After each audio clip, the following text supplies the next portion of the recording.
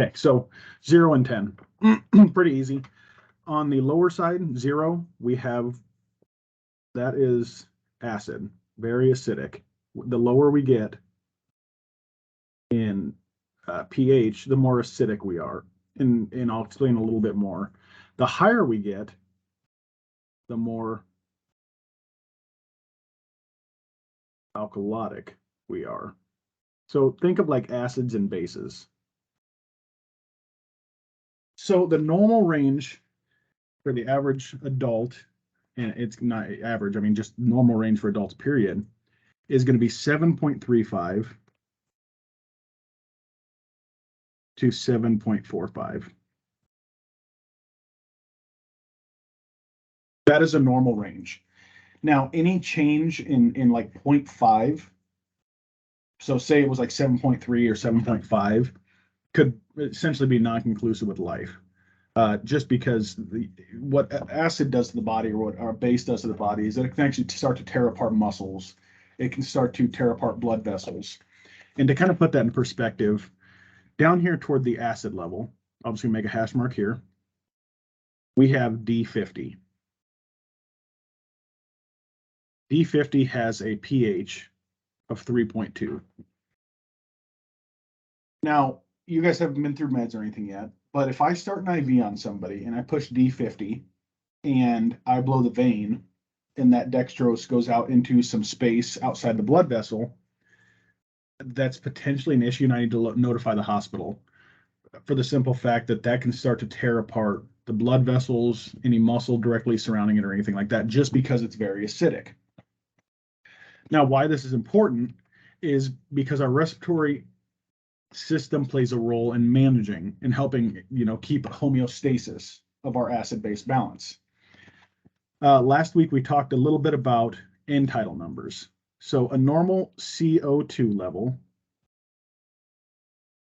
is 35 to 45. Anything above 45 means that I'm holding on to too much air, holding on to too much CO2. That could be a patient that's unresponsive and not breathing, a patient that's breathing shallow, a patient even with DKA, hyperglycemia, because they have a buildup of sugar, and sugar is really acidic, so they have a higher carbon dioxide content. Any leftover carbon dioxide turns into acid. Now, if we have somebody that's having a panic attack or an anxiety attack, they can be lower than 35 because they're breathing really fast, they're blowing off a lot of carbon dioxide, and they'll start to experience what's called carpopedal spasms. And that's, where their arms and legs start to feel numb. That's because they're blowing off a lot of carbon dioxide. Their cells don't have that exchange of carbon dioxide and oxygen because they're blowing off too much. So that's why during panic attacks or anxiety attacks, we try to calm those people down and we put them on end tidal, and we try to raise their end tidal. So if they're breathing too fast, they blow off too much. Their end tidal is going to be low. If they're not breathing enough, end tidal CO2 is going to climb because they're not blowing off enough in that instance. Good example, again, is DKA hyperglycemia. Those patients have what's called Kussmaul respirations. And you've probably heard that term before. What Kussmaul respirations means is that, and you've probably heard somebody say that their breath can smell fruity or anything like that. That's because they have a buildup of sugar, a buildup of ketones. Now, their body, to get rid of that excess sugar or excess acid, because remember, sugar is very acidic, the body compensates by causing deep labored respirations. Their body is trying to blow off all that excess sugar or ketones. So I'm guessing if you put those people on end tidal, it could be in the 60s or 70s. If we have a patient, and you can do this as an EMT, on end tidal, 35, 45 is normal. If they start to get up to like 55, 60, watch the respiratory rate, because I'm guessing the respiratory rates can be decreased. And those are the patients that, even if we're bagging them or whatever, I might bag a little more frequently to blow off that excess.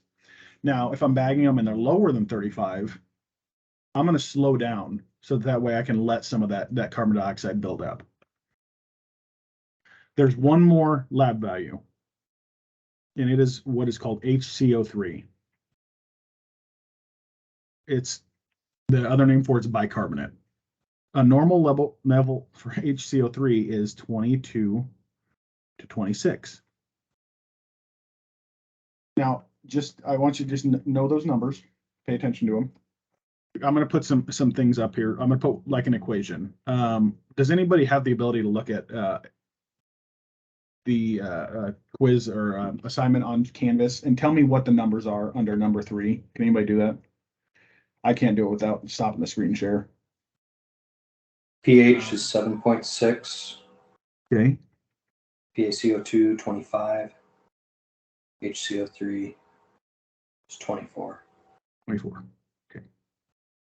So pH was 7.6.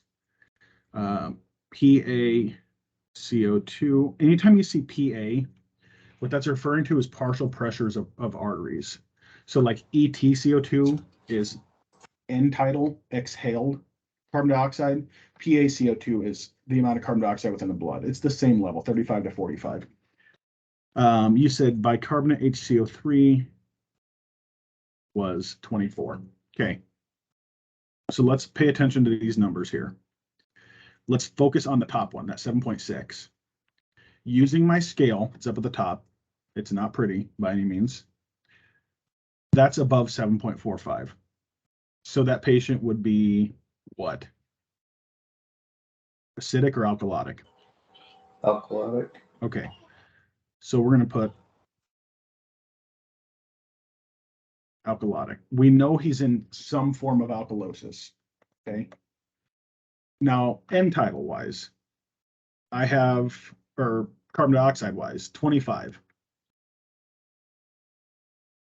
Anything over 45 with carbon dioxide turns into excess acid, essentially. So what we'll see a lot of times with respiratory patients is as carbon dioxide builds up, their pH will actually go down.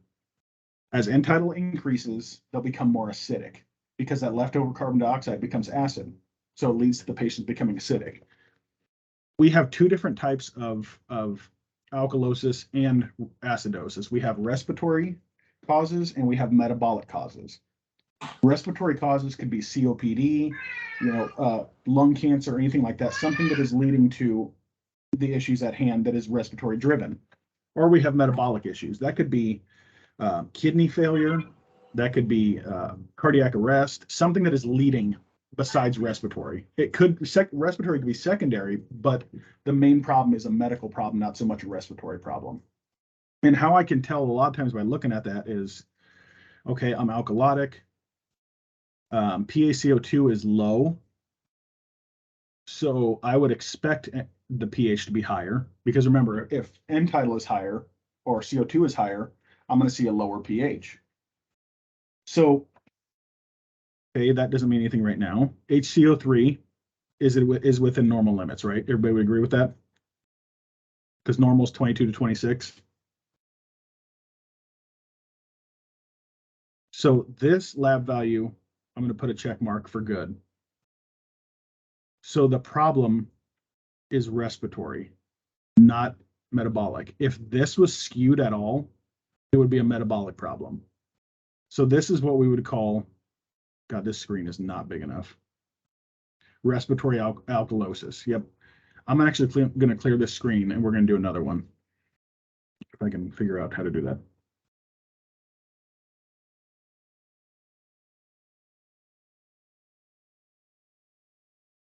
Okay. Somebody give me number 1. So you're basically just looking for respiratory alkalosis. Yep. Would be like what you're looking for there in number 3. Yep. That's all I'm wanting for an answer. Yep. So basically your answers are either going to be respiratory or metabolic and alkalosis or acidosis. Yep. That's it. Okay. Right. So let's somebody give me number 1.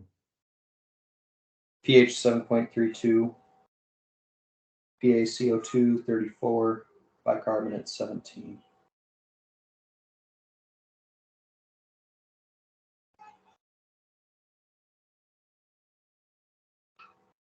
I'm just going to put CO2, pH. Okay, so Remember, anything less than 7.35 is technically acidic. So we always look at the pH first. So would you say 7.32 is alkalosis or acidosis?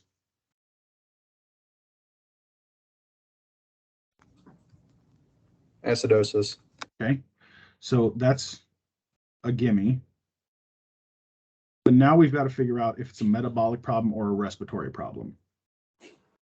CO2 is at 34. Technically, that's not within normal limits. We want 35 to 45.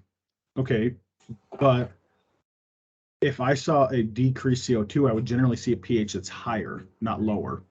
So I still go down to my bicarb. Normal bicarb is 22 to 24.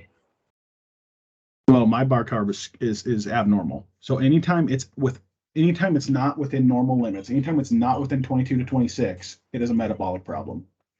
So this would be metabolic acidosis.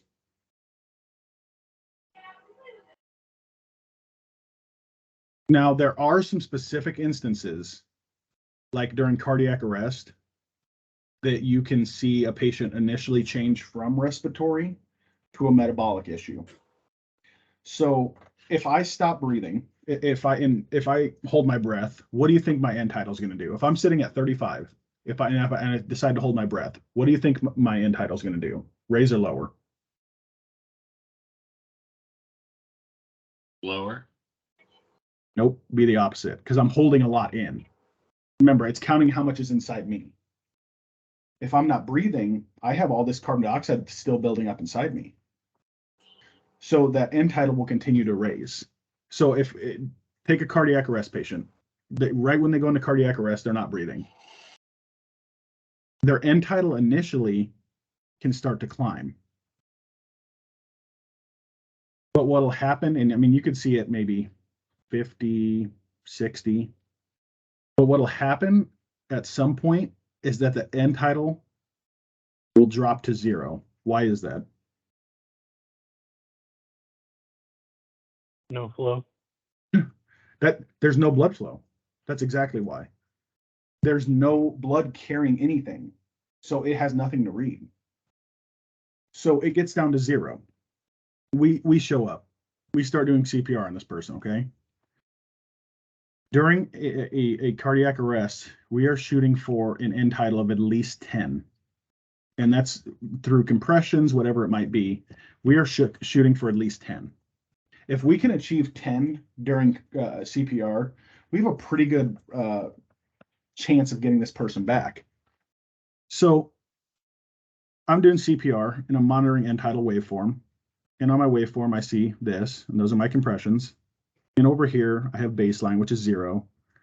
I have 50, like a scale, and we'll say I have 25. So we'll say I'm at 12.5 because I'm measuring from the tops of these. So I'm at 12 we'll just say 12 for end tidal. That's really good odds. CPR is ongoing, CPR is ongoing, and then I see this. Why do you think it jumped up like that, above 50? You got Ross. I got Rosk. I have a heart that is now beating. I'm getting circulation throughout the body, and the body now recognizes, holy cow, I've got a massive buildup of end tidal.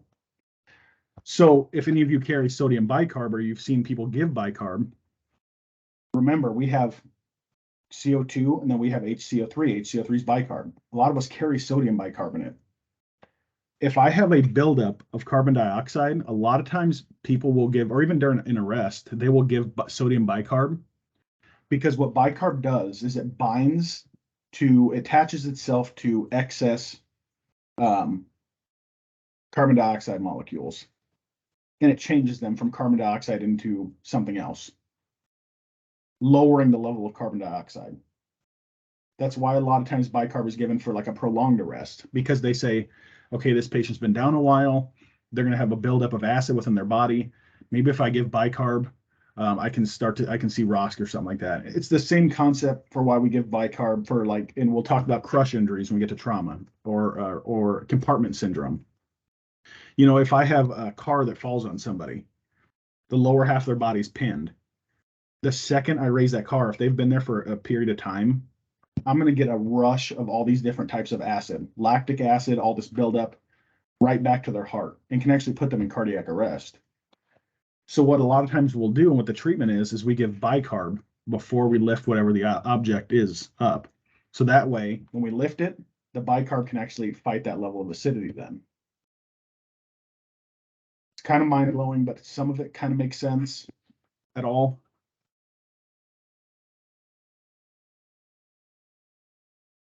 Yeah. Silence My is question shocking. is if somebody isn't breathing, are you actually going to get an end tidal reading since there's no X flow? Good question. So what end tidal is good for, like in a patient that goes apneic, right? You will see it drop down to 0. You will see the graph. You'll see the graph change before anything else. It will literally, you'll see a flat line, right? It'll also start alarming you, telling you the patient is apneic. Now, you guys probably all carry them, the nasal cannula and tidal reading things. The great thing about those is I can leave that on as I bag the patient, as I use a BVM on them. So that way I'm still getting a reading of end tidal. And I'm guessing patient goes apneic, they have that end tidal thing in. You're right. I'm probably not going to see initial reading because it's dropping because there's no exhaled air. But the second I give a ventilation, I'm guessing my end tidal is going to be super high because they have that buildup inside them. I as an example, and I did it with my last class, on a cardiac monitor, and I challenge any of you to do this. Just tear open an end tidal thing. Hopefully your service doesn't get pissed off. Put an end tidal nasal cannula on yourself and just sit there and do different types of breathing. Breathe fast, breathe slow, watch the waveform. What we're looking for is nice square waveform. Let me erase this and pull up something new. We're looking for a nice square waveform. Okay, so as my waveform goes, I breathe out. As I'm breathing out, the longer I breathe out, the longer this line's going to be. So if I take a really long expiration, the second I stop, I go back down to 0. I inhale, I expire, I take a break. So that's a really long expiration. A normal expiration might look something like, that is horrible drawing. Don't, Jesus, my Lord. Might look something more like that. Now you can also have what's called shark fins. That generally indicates the patient is having some sort of lower airway disorder, such as asthma. That could be bronchospasming. We don't use end tidal enough, in my opinion. And it's really good for intubated patients, obviously, to monitor their respiratory status. And not just for that, but if I'm going to RSI somebody or to keep a patient sedated during a transport or whatever it might be, we'll use this one as an example. If during transport, I notice that their squares have a dip in them like that in the middle of it, and then it comes back up, that's what's called a cleft. And I can actually, that's telling me the patient's probably going to wake up at some point in the next 5 minutes. So it's giving me a heads up that the patient is trying to breathe on their own. So that would be the point that I might provide a little more sedation to keep them down. End tidal is almost instantaneous numbers, and again, put end tidal on yourself, breathe fast, breathe slow, put pulse ox on yourself with it. I guarantee if you hold your breath for a minute, your pulse ox might drop 1% down to 99. The second you stop breathing, you will see that graph drop to 0, and your monitor will start alarming saying apnea. And the second you stop holding your breath and breathe out, you're going to see your end tidal have a massive spike in it because that buildup of end tidal. That's why pulse ox isn't the most reliable thing. It's great to use in conjunction with end tidal, but all a pulse ox is measuring is how much hemoglobin is saturated within our blood. It's not saying saturated with oxygen. That could be saturated with carbon monoxide, carbon dioxide, whatever it might be. It's not telling us how much oxygen the patient has. Does that make sense? And if not, I'll clarify anything. I'd rather spend time making sure you guys get this before moving on to anything else.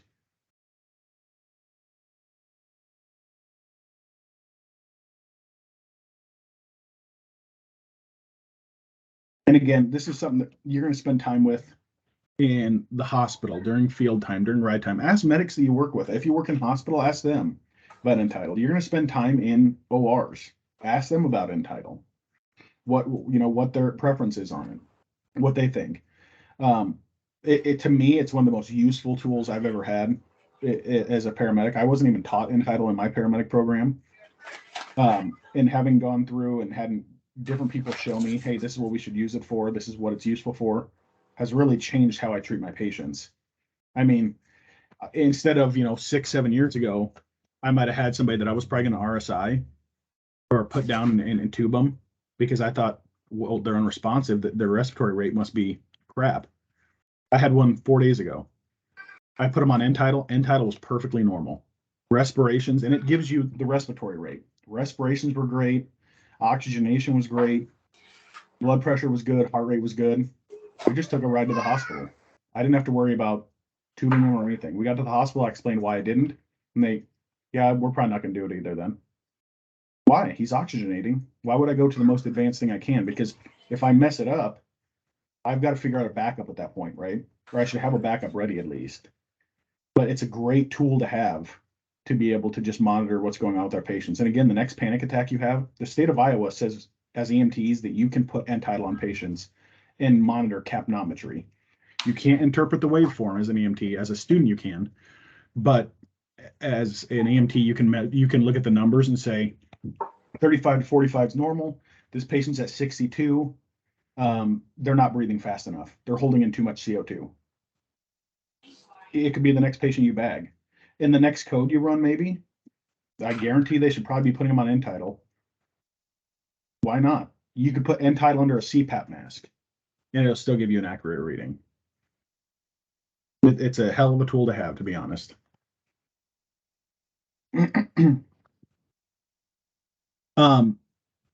Number 5 on that worksheet is kind of odd. I've had a lot of people ask me in regards to, they're like, well, the pH is normal, N-Tidal's normal, but bicarb's skewed. Okay, so then it's not acidosis or alkalosis. That could be a patient that just has electrolyte issues, abnormal labs. Then nothing's wrong with them. It was really a trick question. Somebody wrote something in the chat. Let me see if I can put up.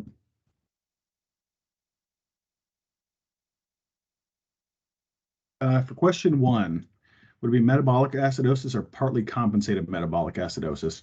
Don't think of compensated partly, anything like that. Just simply metabolic or respiratory, alkalosis or acidosis. That's all we're focusing on. And again, as your N-Tidal increases, or we'll just say CO2 in general, as CO2 increases, you will generally see pH decrease if it's a respiratory problem. If it's a metabolic, they could both increase or they could both decrease. But if it's a respiratory problem, they will generally always go in the opposite directions. All right, before I pull up the PowerPoint, anybody have any questions on that? So normal bicarbonate range again was what? 22 to 26.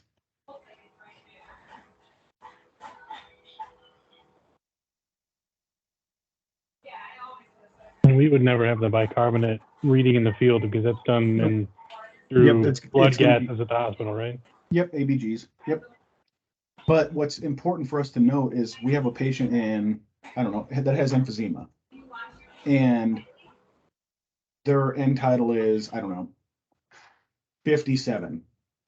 We know it's a respiratory problem, right? Because it's a form of COPD. We can assume they might live a little bit lower in the acidic area because it's a respiratory problem. And again, in the hospital, you're going to spend a lot of time seeing these lab values. That's the time to ask about them. I mean, when you see them drawing an ABG or something like that, ask them what their lab values are when they get the lab readings back and determine, oh yeah, that patient's in acidosis, that patient's in alkalosis. Oh, it's a metabolic problem, or it's a respiratory problem. They'll happily tell you what their lab values are.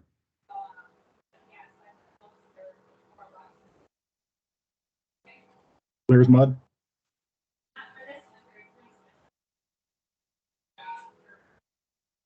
Going once, twice, All right. I'm going to get our PowerPoint pulled up.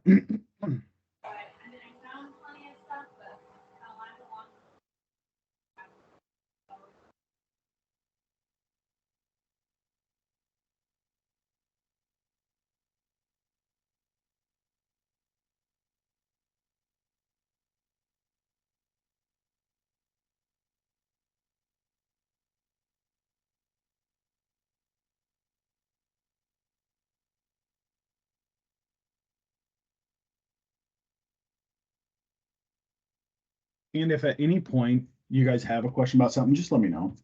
Like, I'm more than happy to, and like I said, I'd like to cover stuff before you get lost on it.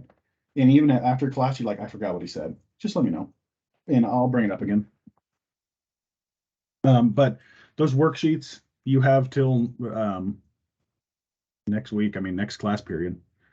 So email them to me, turn them in person, whatever you got to do. Scan them in, send them to me. If there's an error on it, I'll write notes on it and I'll send it back to you. Either way, you're going to get it back from me with a grade on it. It's worth 10 points, 2 points per question. We literally went through 2 of them, so it's not a huge deal.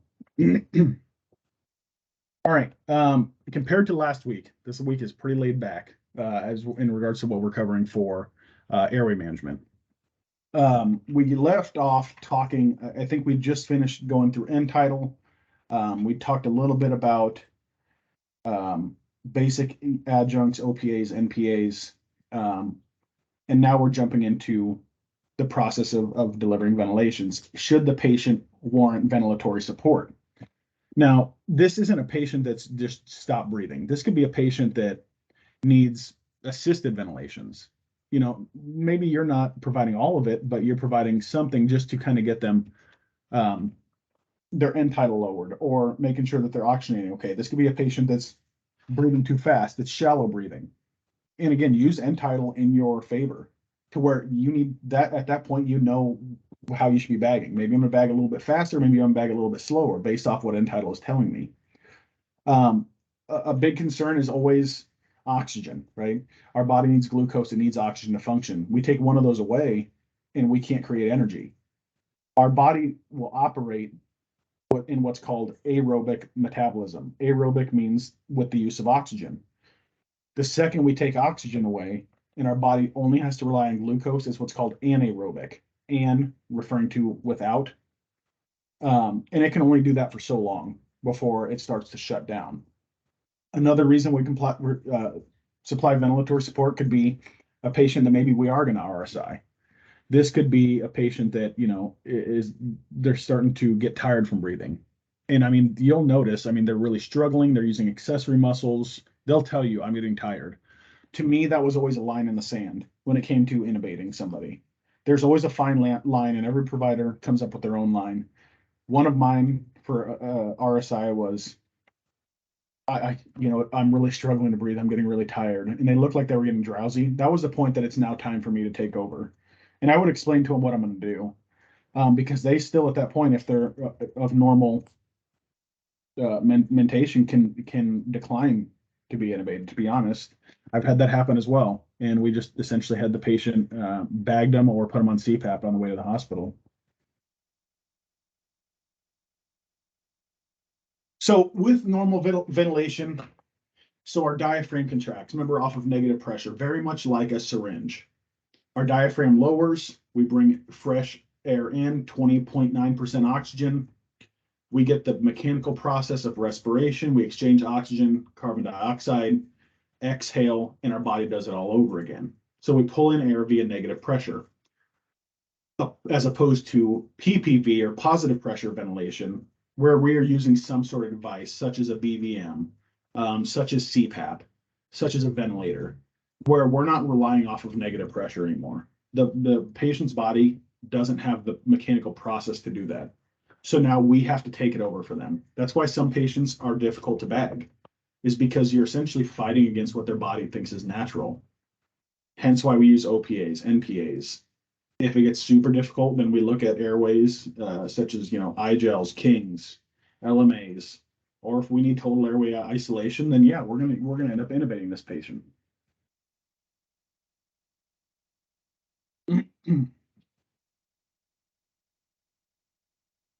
Um, the biggest thing that I can tell you in regards to normal ventilation and positive pressure ventilation is the patient knows how much to breathe in.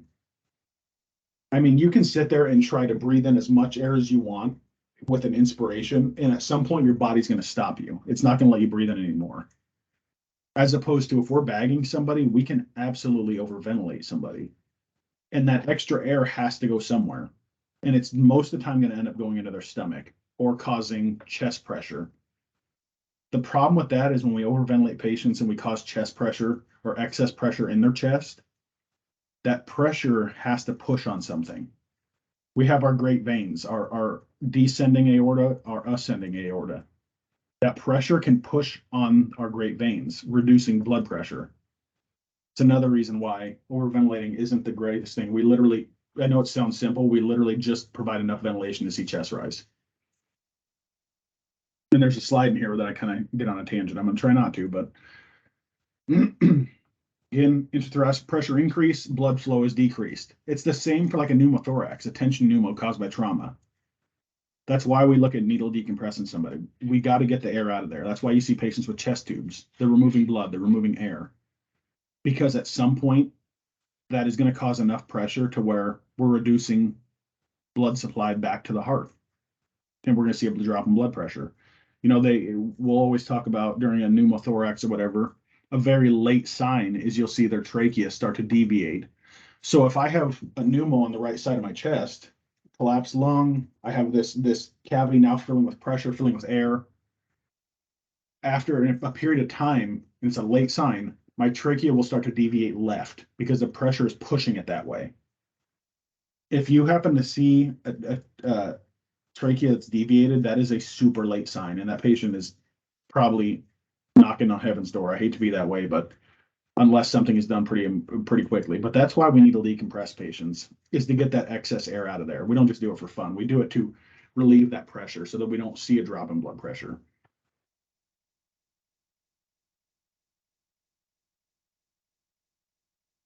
Cardiac output, I'm not going to talk about a whole lot because we're going to cover that a lot next semester when we get into cardiology. But cardiac output is stroke volume, so how much blood with each contraction multiplied by the patient's heart rate. Literally, it's CO equals SV times PR. That's the formula. We don't do a lot of math in paramedic school. That's probably the only equation I'll ever give you. CO, cardiac output, equals SV, stroke volume, times HR or PR for heart rate or pulse rate. Now, if we are to cause gastric distension by overventilating our patient or whatever it might be, again, we can see the patient vomit. We can see at that point, aspiration, which is something we don't want to deal with at all. I'm not a big vomit guy. It disgusts me. It freaks me out. I'm one of those guys that'll gag when somebody vomits. I just can't handle it. But making sure we're delivering just enough air at the right period to just keep their lungs inflated and at a nice rhythm. It kind of irks me when I see somebody bag somebody and they grab the bag and squeeze it like they're trying to pop a balloon. That's doing nothing for the patient. It's a slow rhythmic respiration. I literally use my middle finger and my thumb to squeeze a bag. That's all I use. If you have a good seal, it's like half the bag to get chest rise on a normal adult. If you have a good seal. Obviously, this is something we're pretty used to now, and this goes back to basic BLS, basic CPR is, patient isn't breathing but has a pulse. Guess what? We're going to breathe for them. Some people carry keychain masks or something like that, and that's where you'll see that mouth to mask technique that they're talking about that have like a one-way valve in them. You also see those in a lot of AEDs in public places. For us or for anybody that is a provider has a BVM, that's what we're going to go to. That's just what we're trained on. That's what we know. Mouth to mouth is not recommended for anybody. Don't just get that out of your head. There's studies that prove more than one person providing ventilations is actually beneficial to the patient. And what I'm referring to there is one person will literally create the seal to their face and the other person will squeeze the bag. That's great in theory, but the problem is I don't work on an ambulance where I probably have that many people available just to focus on bagging somebody. So whatever technique works for you, I have large hands, so it's really easy for me to get a seal on somebody's face with a mask. My wife has a lot smaller hands. She has to essentially put her whole hand on top of the mask and use pressure to seal it, and then tilt back at the same point with their head. It's really whatever works for you. If it takes two people, then it takes two people. You got to do what you got to do at that point. Example of your mouth to mask. Again, these are just like little keychain ones or little ones that come in CPR, AED kits or something like that. One-way valves, so that way nothing is coming back into you.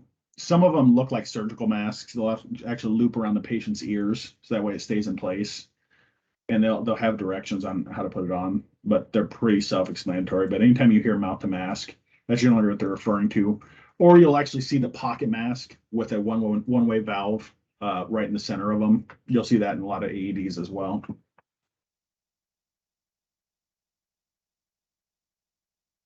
Head tilt chin lift, obviously for our non-traumatic patients, jaw thrust for our trauma patients. Basic adjuncts, I love basic adjuncts. Any patient that requires any sort of ventilation by me is getting an adjunct. OPA, NPA, whatever it is. Simple contraindications. Patient has a gag reflex, I'm not using an OPA. Patient has any sort of facial trauma, any sort of head trauma, I'm not using a nasal, just because I don't know where that's going to end up. I don't know where the tip of that nasal cannula is going to end up, and I don't want to be putting air into somewhere that it shouldn't be. If your job is airway management, even during a cardiac arrest, your job is, hey, I want you to squeeze this bag every 5 to 6 seconds, or I want you to give your 2 breaths after 30 compressions. That's your job. Don't focus on what Bob's doing with drugs. Don't focus on what this person's doing with an IO, what this person's doing with the Lucas. Your job is airway. That's all you should be focusing on. So when I bag a patient, literally, I sit there and count in my head. I don't even look at anybody else. I literally look right down at the patient. So that way I'm not distracted or anything. I'm just focused on my one job. I'm not micromanaging, telling anybody else what to do. Just focus on the one thing that you should be doing. And ventilations is the one thing that people get sidetracked on the most.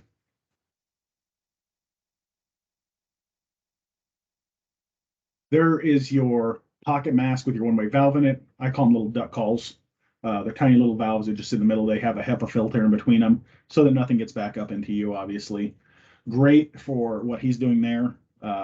Using 2 hands to seal, and then he's just using his mouth to provide ventilations. Problem is you're not going to be able to really see the chest rise at that point. So you could potentially be delivering too much air. And that's going to be more for like lay people or in your CPR AED kits that you see in public places. How do we determine effectiveness? For us, chest rise is pretty obvious. Another one, put your patient on end tidal. Are my breaths working? Do I need to bag faster? Do I need to bag slower? If my end tidal is creeping up above 45, maybe I should increase my rate a little bit. If I'm starting to drop down below 35, maybe I should slow down my breaths a little bit. That's literally how I bag my patients, is I watch end tidal and I try to keep them within that normal range.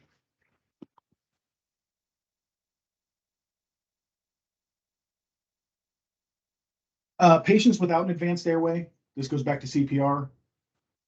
We're looking at 30 to 2 per AHA guidelines. During CPR with an advanced airway, it's 1 breath every 5 to 6 seconds. And it'd be the same if you're going to assist ventilations with the patient, 1 breath every 5 to 6 seconds. Average way we're going to ventilate adults, 10 to 12 breaths a minute. Kids, it kind of varies depending on the age, to be honest. And that's where end tidal is really going to come into play. Another thing with kids is if you're not sure of anything, grab your Brazo tape. Look at your length-based resuscitation tape, because that'll tell you everything from vital signs to equipment you should be using for those PEDS patients. And it really depends on the size of the kid. If it's a kid that's huge, I might treat them like an adult.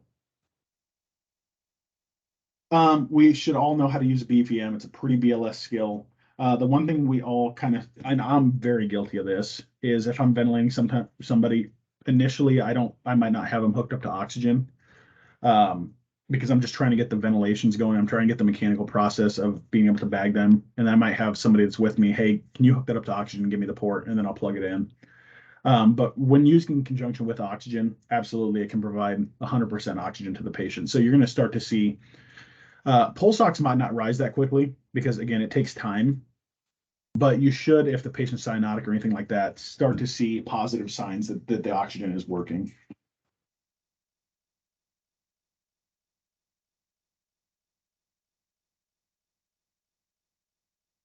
We're not going to cover what a BVM looks like. This is important. The average BVM holds anywhere from 1,200 to 1,600 mLs of air.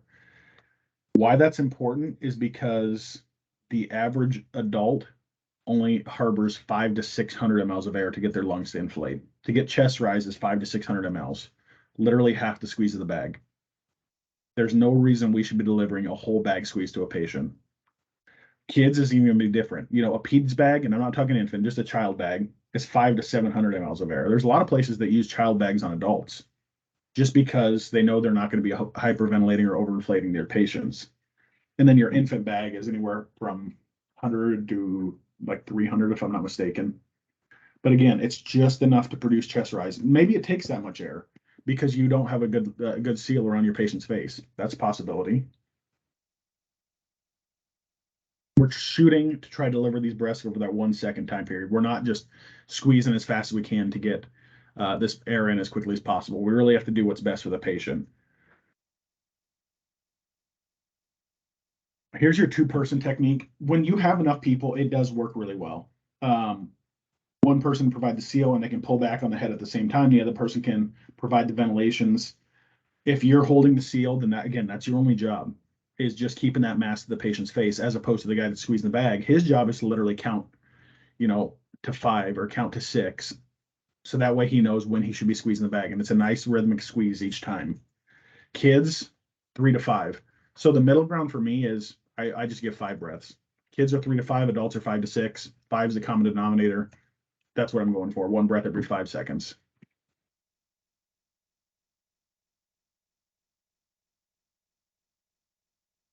This method works great if your hands will fit around the patient's jaw and the mask itself. That's not always an option depending on how large or how small your hands are. The CE method, to be honest, whatever works for you and is still ventilating the patient is fine.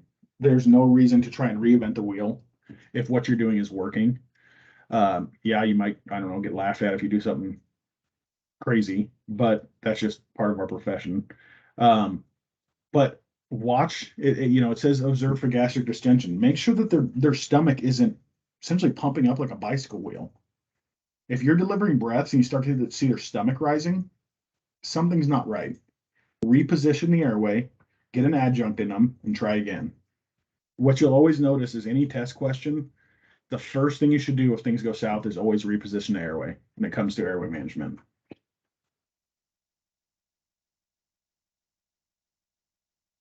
If you're assisting ventilations, so maybe the patient's breathing, but just really shallow, you're going with them. When they inhale, you squeeze. When they go to exhale, you're letting off the bag. All you're doing is providing depth of ventilation. You're not providing rate.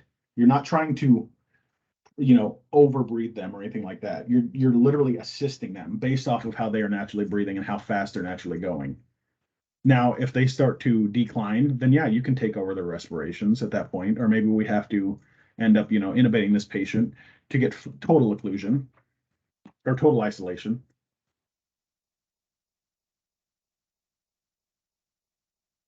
Not just chest rise and fall. Again, I will preach this throughout your whole education. Use end tidal to help you out. It's literally, we're a toolbox, right? As paramedics, we are a toolbox. We have all these tools at our disposal. We hold them all inside of us. It's knowledge, it's equipment, it's knowing how to assess our patients. End tidal is an awesome tool to be able to assess our patients. Look at that. Chest does not rise and fall. Reposition the head or insert an airway. That's always going to be what we should do first. Simple things, right? We start BLS and work our way up to ALS. If you guys have ever heard BLS saves lives, or ALS saves lives, BLS saves ALS. I disagree. BLS is what saves lives, and BLS also saves ALS. Because sometimes as paramedics, we get so tunnel visioned that we might forget our basics. in what's going on. We're so focused on getting an IV or doing this or doing that, that we forget some of the basic knowledge that we should have.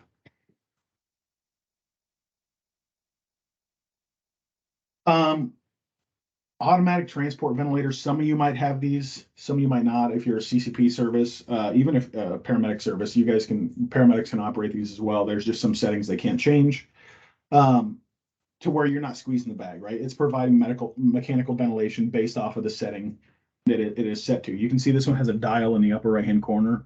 A lot of those older ones, there was even an older one called an Auto Vent 3000. It was like a green box with 3 dials on it. You literally set the rate. Okay, I'm gonna set the breath to 12. You set the depth. Okay, 500 mLs. And you selected an adult or peds, and that was it. And you just let it do its thing.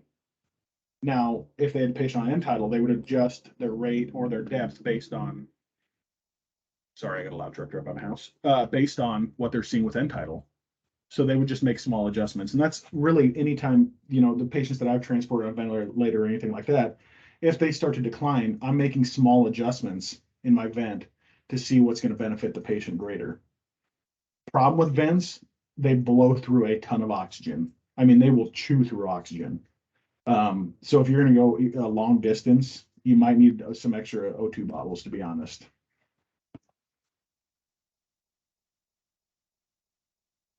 Does anybody in here have a vent on their truck by chance?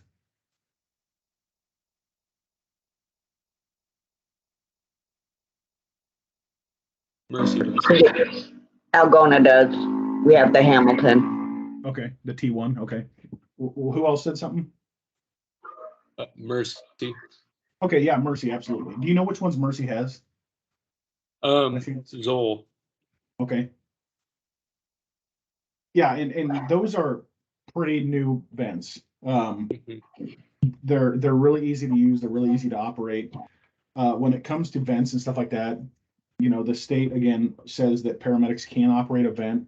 There's just some settings you can't do. So the best thing for ventilators is for you to get, if your service has a vent, get with them and figure out how to run it. Even as an EMT, you can technically run an automated vent.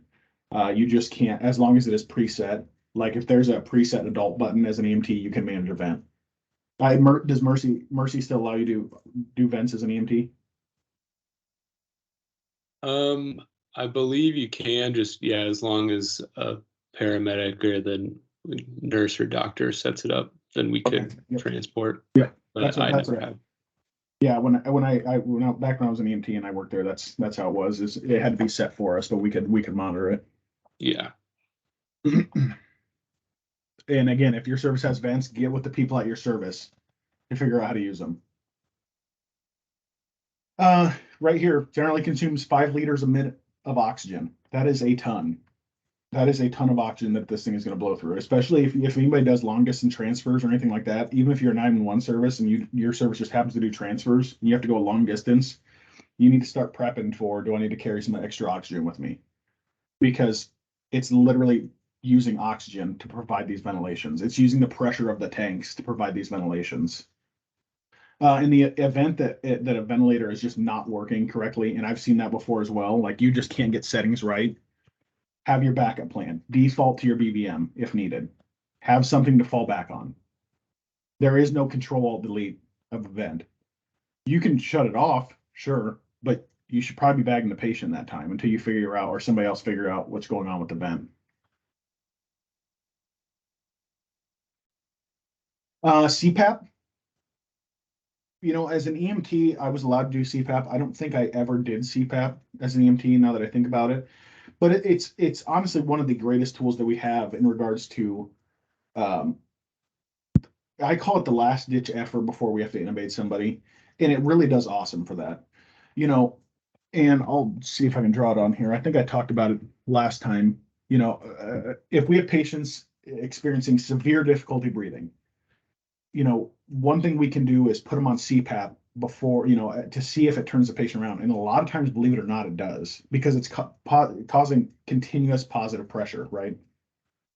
Opens those collapsed alveoli. Remember, our alveoli are little popsicle sticks or little grape clusters. So if I'm going to draw a lung here, there's one, There's two. There's these little grape clusters that sit in the bottom of your lungs, and there's like millions of them throughout your lungs. I mean, they go all over, right?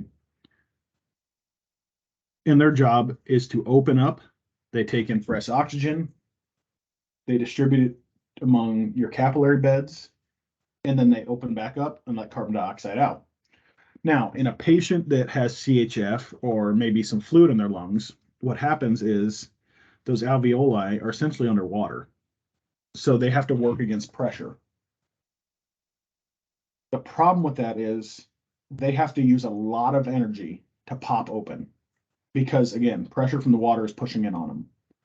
So if we put the patient on CPAP and provide that continuous positive pressure, our goal is to take that fluid from where it's at and essentially push it to the sides. So that way we're clearing up space for our alveoli to do their job of taking in fresh oxygen and setting out carbon dioxide. Now, I've had the patients before that we put on CPAP and they just keep going downhill. In those instances, those are the patients that you might have to end up intubating, unfortunately. If you've ever seen a paramedic like distribute nitroglycerin prior to putting a patient on CPAP, what they're trying to do is open up blood vessels. Nitro is a dilator. It literally takes your blood vessels and makes them the size from a garden hose size to like a 3-inch pipe size. By doing that, they're trying to push fluid out of the lungs back into your blood vessels, essentially into circulation. That's why they give nitro prior, but they just have to make sure that blood pressure can be maintained. And that's one of the contraindications of CPAP is we have to have a pressure of at least 100 systolic, and the patient has to be conscious and alert and be able to breathe on their own. You can't just strap CPAP to somebody who's not breathing and expect it to work. It doesn't function like that. Another thing and I think there's a slide in here in regards to CPAP, and why I bring it up is when it talks about a strapping system, it's going to freak your patients out. A lot of times if I'm going to put somebody on CPAP, I will have them hold the mask to their face so they can see what it feels like, or I'll hold it to their face without strapping it to their head. Once they're comfortable with that, I'll tell them, hey, I'm going to put these straps on the back of your head so you don't have to hold it anymore, so I don't have to hold it anymore. They're a little more comfortable with that because it can make them super claustrophobic. It's taking their world and making it very small, and it can make some people freak out. So sometimes even, some people will give maybe a slight sedative just to calm people down before they put them on CPAP, just so they don't have that freak out moment. The patient has to be alert, able to follow commands. You're going to see the patient in obvious respiratory distress, or you're going to hear gurgling or crackles or whatever it is. And remember, crackles, the sound of fluid in their lungs, is essentially our alveoli popping. That's what we're listening to, is them popping, opening, closing, right? CPAP is awesome if you use it correctly. Now, there are some contraindications to CPAP. This is like one of those commercials where they want you to take a pill to treat something, but there's 90,000 things that can go wrong if you take it. If the patient is unresponsive, you can't use it. Patient is not breathing, you can't use it. Patient is not acting normal, you can't use it. Patient has a pneumo. Remember, a pneumothorax is increased pressure in the chest. If I put them on positive pressure ventilation, all I'm doing is increasing that pressure in the chest. I do not want that. Facial trauma, because I could essentially put air somewhere it shouldn't be again. Unable to fit CPAP system and cannot tolerate the mask. Those are some big ones. You can see a drop in blood pressure with CPAP, and that's just because you're introducing pressure into the thoracic cavity, into their chest. So you can see a drop in blood pressure.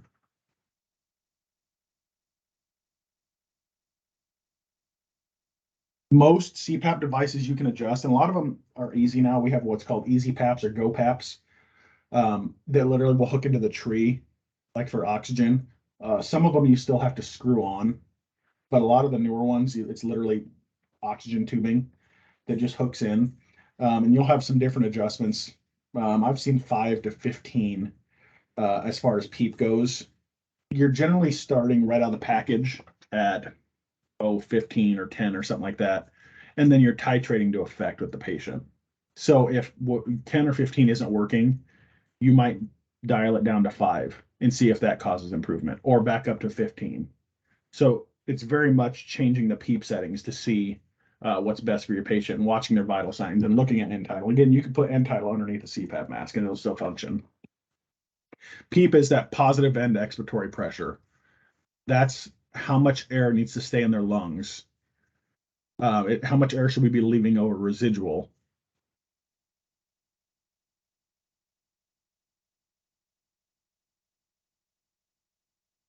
Burn through oxygen. Yeah.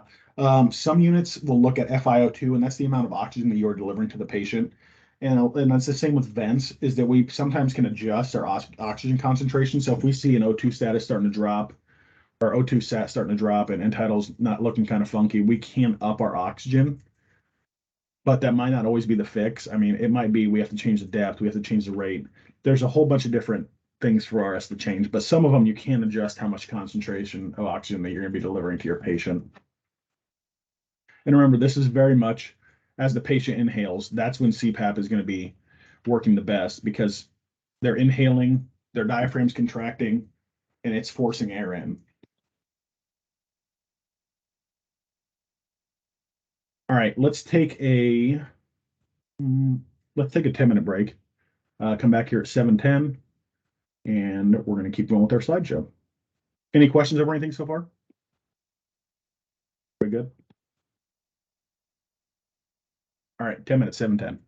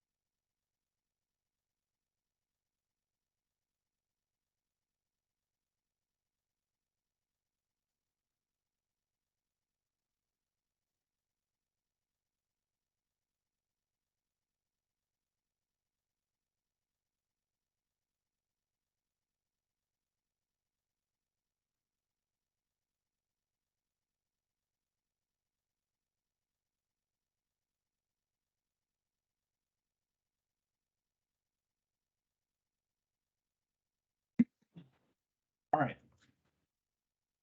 So I kind of mentioned this already, is some complications that you can run into with CPAP. It's not comfortable by any means, so that it can cause claustrophobia, and the patients will essentially fight to pull it off. Don't fight them to slap it on them. If they don't want it and you need to find some other means of managing their airway, then that's what you have to do. We're always obviously concerned about increased pressure in the chest, just for drop in blood pressure, any sort of trauma that may be there, especially if there's like rib fractures or whatever that might be, or gastric distension and air entering the stomach, because we're going to get that gastric upset. We're going to get potential for aspiration. I really, again, I'm just not a vomit person.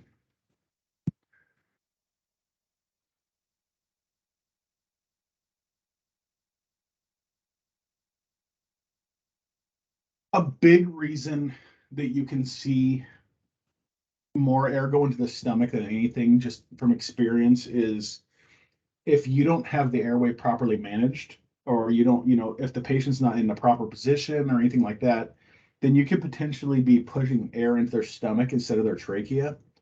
And a lot of that comes down to oral adjuncts, nasal adjuncts, making sure that, their head isn't, compressing their neck or anything like that, because as you push pressure on the neck, you can push pressure on the trachea, and the air is going to follow the path of least resistance. And if that's down to the stomach, then that's what it's going to end up doing. So again, we need to reposition the airway, use whatever means possible if that is to occur. We don't want regurgitation. Nobody wants regurgitation. Nobody in here, I'm guessing, likes vomit. I have a feeling. You'll visibly see their stomach raise. It'll be like almost inflating a balloon, and you'll see it with each breath that you give. That's bad. Don't keep doing it. Just stop and reposition and figure some stuff out at that point. Now, there are the instances in some patients where, if you've ever heard of like an OG tube or an NG tube, a nasogastric or orogastric tube, that they'll put in if a patient's gonna be on a ventilator, maybe for an extended period of time, or a patient's been ventilated for an extended period of time, they'll put that in to relieve any gastric pressure. Literally, it's a straight shot down to their stomach that comes out of either their mouth or their nose. That's only job is to reduce pressure within their abdomen. And there you go. So your nasogastric tubes, again, goes through your nose. It's going to be taped in place because it does have to be measured to a certain point. We used to have to insert NG tubes and OG tubes in the paramedic scope, or even in paramedic school. You guys don't do that anymore, so we don't spend a whole lot of time on it. It's not even in your guys' scope anymore, but it is used to decompress the stomach and pull all that air out, not literally drawing it out. I mean, I've seen that before, where they can hook a syringe to the end of it and draw air out, or draw contents out, depending if it could be a poisoning or anything like that, and they need to pull whatever out. I've seen that, or I've seen them just pull air out simply because they were not getting a return. And then there's going to be your orogastric. You will see this a lot of times in neonates and kids like in the PICU or preemies that, again, are on a ventilator. Is you'll see this taped to their nose or their mouth. Generally, it's through their nose. And it's just for the simple fact that these patients are potentially going to be ventilated for an extended period of time. And we just want to make sure that we don't have that buildup of pressure within their stomach, especially on little kids, because their bodies are still developing, they're still growing. Any pressure that shouldn't be where it is could potentially put pressure on blood vessels, which could reduce blood supply.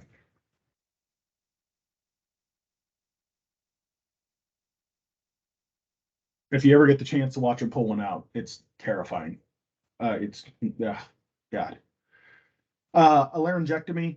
So when patients get a tracheostomy, when patients potentially have a stoma or an opening right there in their trachea,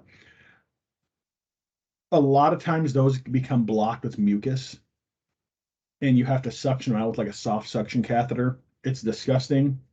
It doesn't sound great. It's just not a good experience all the way around. But most of the time, a mucus plug is what is causing obstruction in these patients. Now, if you need to ventilate them, most of the time you can get an adapter for your BVM to hook right to the stoma, or some BVMs now just come to where they will automatically hook right onto a stoma. You can do a mouth to mask or mouth to barrier. That freaks me out a little bit, but most of the time our bags will fit right to the stoma if you need to ventilate this patient. And then when it comes to suctioning, An easy rule of thumb to suction them is you grab the tip of the soft suction catheter. It's like the really long straw-like one, and you essentially put the tip down to where their level of their sternal notch, down to where like their xiphoid process is, bottom of their rib cage. That's where the tip goes, and you literally trace it up to around the level of their stoma, and that's how much you're going to use. And then you hold that as you lower it in. And again, you'll hear the noise if there is a blockage, because it honestly sounds like you're drinking a malt through a straw.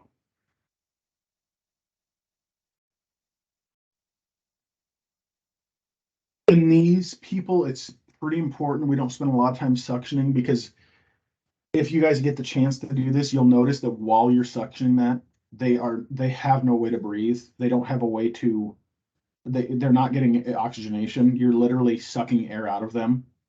So limiting the time we're doing it is pretty important, because literally it'll look like they're struggling. They won't be fighting you or anything like that, because they know that it's needed. But again, it's an uneasy feeling for them, because it's almost like they're suffocating for a short period of time. And you have to be very careful as far as trying to be as sterile as possible. Maybe you carry sterile gloves or anything on your ambulance, and making sure you're just not like dropping that suction somewhere, like on the ambulance floor or something like that, and picking it up and placing it into suction out of stoma. Be kind of careful with how you're doing it, just for the simple fact that you're introducing something into the patient's trachea and down to their lungs, and we don't want to create any more problems than they already have.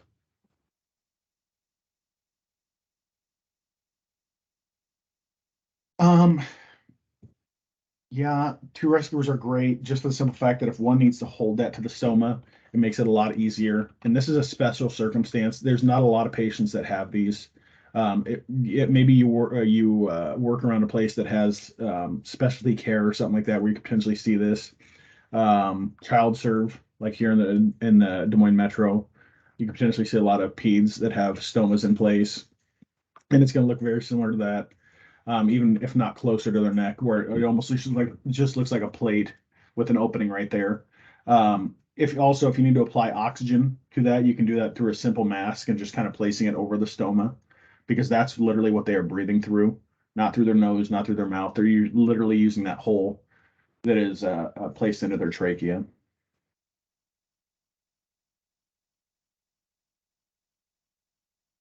And it keeps on bringing up thick secretions and mucus plugs and things like that, because that is the number one cause of airway obstructions in patients that have a stoma or a tracheostomy, is they get this buildup of mucus because they don't have the ability to cough. They don't have the ability to,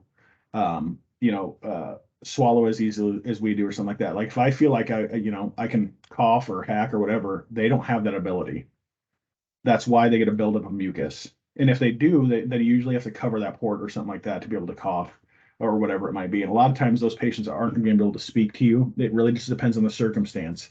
But most of the times that I've done it, they're not really able to speak with you. And if they do, they have to cover that hole to talk. So while you're doing that, they're using hand gestures or whatever it is.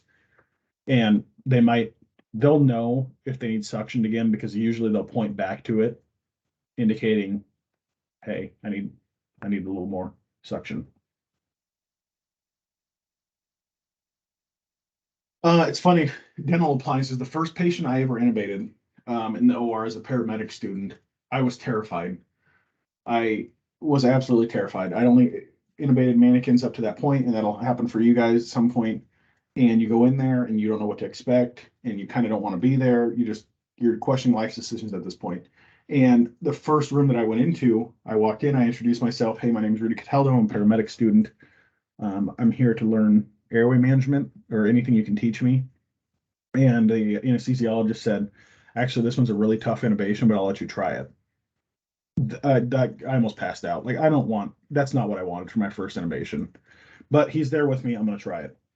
So I open this patient's mouth and they have no teeth, which is probably the best case scenario when you're intubating somebody. And I look over and he's sitting there like kind of chuckling or laughing or whatever, because and what a lot of you will notice when we start getting into innovations is we have to be very careful not to hit somebody's teeth with those blades, because we can knock teeth out. We can chip teeth very easily. It's a process that takes time to learn, and picking up poor techniques with it is pretty easy, as opposed to doing it the right way. And it's not about strength at all. You know, a lot of times when you see somebody intubate somebody, they think that it's, you know, how much muscle they need to open the patient's airway or to use their handle or something like that. You can literally do it with 2 fingers. It's airway manipulation. It's not strength by any means. And you'll notice that when we get into our intubation phase, which should be next week. But if they have loose dentures, take them out because it's going to make your life a whole lot easier. And we don't want that to potentially cause any sort of airway obstruction. If they're implants or something like that, obviously those can't be removed as easily, and we don't want to remove them because a lot of times those are kind of bolted in or fixed to the patient. So we're not going to be removing those. But if you can remove them, great, do it because it's going to make your life a whole lot easier when we talk about intubation. Trauma of the face can be a different animal in regards to airway management, just because I guess the level of trauma really makes a big difference. Because if we have like a simple facial fractures or anything like that, just simple BVM can actually introduce air into places we don't want it to go. So in those instances, we might end up looking at intubating those patients. But intubating somebody that's in a C-collar is not always the easiest thing. And when we get into intubations, I challenge you guys, try it. It's not easy by any means. You can't manipulate the patient's neck. You can't move them around. You literally have to intubate them in the position they're in. And I often tell people there's a reason that C-collars have that hole underneath the chin. And that's really if you need to manage their airway in trauma situations through like a needle crike, you have that big opening there to do it. In a trauma situation where you can't identify landmarks or anything like that, you cannot manage this patient's airway. That's where we would look at doing some sort of crike. But you'll learn a little bit more about that when we go through like pre-hospital trauma, life support, PHTLS. And suctioning. Another thing with facial trauma is looking for any loose teeth or anything that shouldn't be there. You know, it kind of depends on the level of trauma. You could have an airway that's anatomy-wise doesn't look right. And you have to really know what landmarks you're looking for in that instance when you're intubating a patient.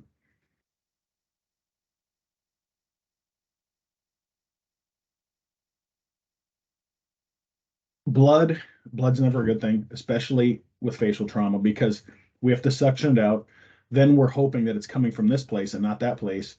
When you're intubating a patient, you can cause trauma. If you do the intubation incorrectly, you can cause not facial trauma, more oral trauma to their gums, to the roof of their mouth, their teeth. So you can cause bleeding. So already having bleeding in there can make things a little bit more difficult because you don't know if you caused it or if there's any new bleeding because of what's going on at the time.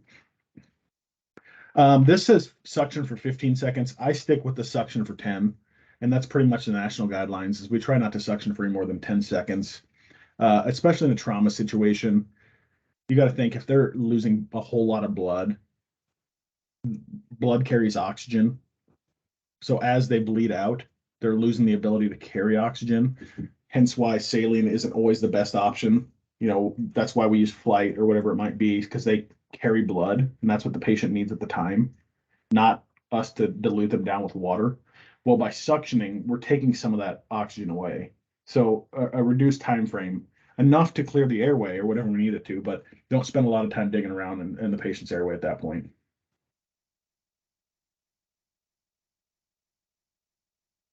And again, we're going to practice this because this is rough.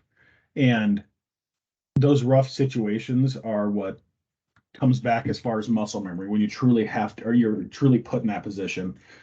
The way I was taught to intubate in paramedic school is still the same way I intubate now, just because I spent so much time in paramedic school learning that, perfecting it. This is how I'm going to intubate somebody. This is how I'm going to hold it. This is what I'm going to grab. This is how my hands are going to go.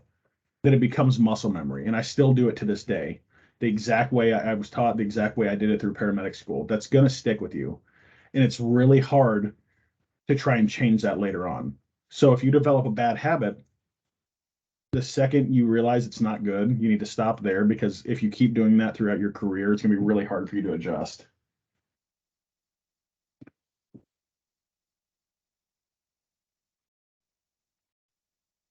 This goes back to what I always say, BLS before ALS. You know, one of the most common mistakes you see there is we use advanced techniques too early. We spend too much time worried about intubating the patient or whatever during cardiac arrest. Maybe the patient went apneic. We spent too much time getting our equipment together, getting drugs drawn up, focusing on this and that, when maybe a simpler procedure like a NPA or an OPA and a BVM would solve a lot of our problems. Start basic and work your way up. Because if I start basic, I always have a backup plan. If I start most advanced and it fails, now I have to start going down the hill. And if I've given drugs, like I'm an RSI, somebody that's medication assisted intubation, maybe, I now have to figure out a way to manage that airway because I might have paralyzed the patient. So I always start basic and work my way up. 7 years ago, that wasn't the case. We were always taught, nope, intubate. This patient looks at you wrong, intubate them. This patient's aggressive, intubate them. We've gotten away from that mindset. It's now, let's start BLS and work our way up to ALS if warranted.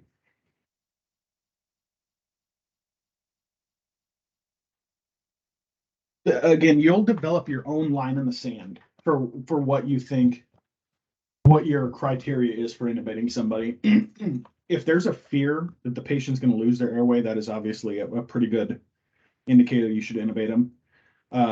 Failure of the patient to appropriately oxygenate themselves, and they're, potentially going unresponsive due to hypoxia. Yeah, those are pretty good indicators as well. Pending respiratory arrest, patients that maybe you've tried CPAP on, CPAP isn't working, you have to find something else. Intubating is probably going to be your best choice, just because you can medicate them, sedate them, and then paralyze them to perform that intubation. And then if all else fails, worst case scenario, you end up dropping a king or whatever it is, and you just keep that patient sedated on the way to the hospital. But again, there's a line in the sand, and you'll know it. I mean, when you see the patient and they're just going downhill, they're crumping, you'll know at what point you should intubate somebody. There is no black and white. If the patient's this, intubate them. If it's this, intubate them. No, it's very much based off your assessment as a provider and what you think is good or bad, and if we should truly intubate somebody. I don't like RSIing people if I don't have to. Depending on the person, they might not come off of vent, especially if it's an elderly person. They're going to be in the ICU. They're going to have sepsis. It's not exactly a sterile procedure that we're doing in the back of an ambulance. Sometimes we're doing it on bathroom floors. Sometimes we're doing it in a ditch, whatever it might be. If I can manage them appropriately, BLS wise, I will. But if I'm having a hard time managing them BLS, then yeah, I'm going to end up taking their airway from them.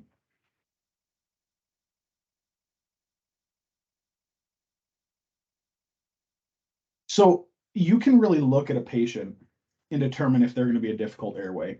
And honestly, I hate to say this, I'm a big guy. I base a lot of it off size and the size of their neck. If there's somebody that has a really long, really prominent neck, they're probably going to be a really easy intubation. If there's somebody that has like a really short no neck and maybe a larger head, they're probably going to be a lot harder intubation, especially if they're overweight. Those people are what we call more anterior. Their airway is going to sit closer to the surface, and they have all this extra fat or whatever it might be that's going to cause issues for you to intubate them. We use the mnemonic LEMON, something you might want to remember. So what LEMON stands for, first one is L is look externally. So look at the patient. Do you think walking up to the patient that it's going to be bad? Short, thick necks. They're large in stature. And if they have dental, I wouldn't even say dental conditions is a big thing. I guess I don't walk up to patients and ask to see their teeth. But maybe they have some issue with their mouth, or, this could be a patient that has their jaw wired shut. That's a problem when it comes to airway management, right? I wouldn't say remember this a whole lot. What they're referring to is the E in LEMON, the evaluate the 3-3-2 rule. So patient's mouth width of more than 3 fingers is best, because the larger you can get somebody's mouth opening, the more view you're going to have. Mandible length of at least 3 fingers. Why that's important is because you're manipulating the jaw to an extent. And so if you have more than 3 fingers or 3 fingers, it's going to be a little bit easier for you to manipulate as opposed to somebody that doesn't have that. And then 2 is the distance, 2 fingers from your hyoid bone, which is that first, almost like Adam's apple area, to the thyroid notch. So essentially the bottom of the chin to that first hard spot. If it's greater than that, great. If it's less than that, potentially a problem. Again, I've never done this in the field. I've never evaluated somebody like that. To me, if I need to intubate somebody, I'm not wasting my time with this. But that's what the 3-3-2 rule is. What is important that you might want to note is what's called Mallampati scoring. And Mallampati scoring is the M in lemon. And what that's referring to is when you open somebody's airway and you look in it, can you see structures? You know, a class 1 would be somebody that's going to be a really easy intubation. They have a large open airway. It's going to be a great view. I shouldn't have any issues with it.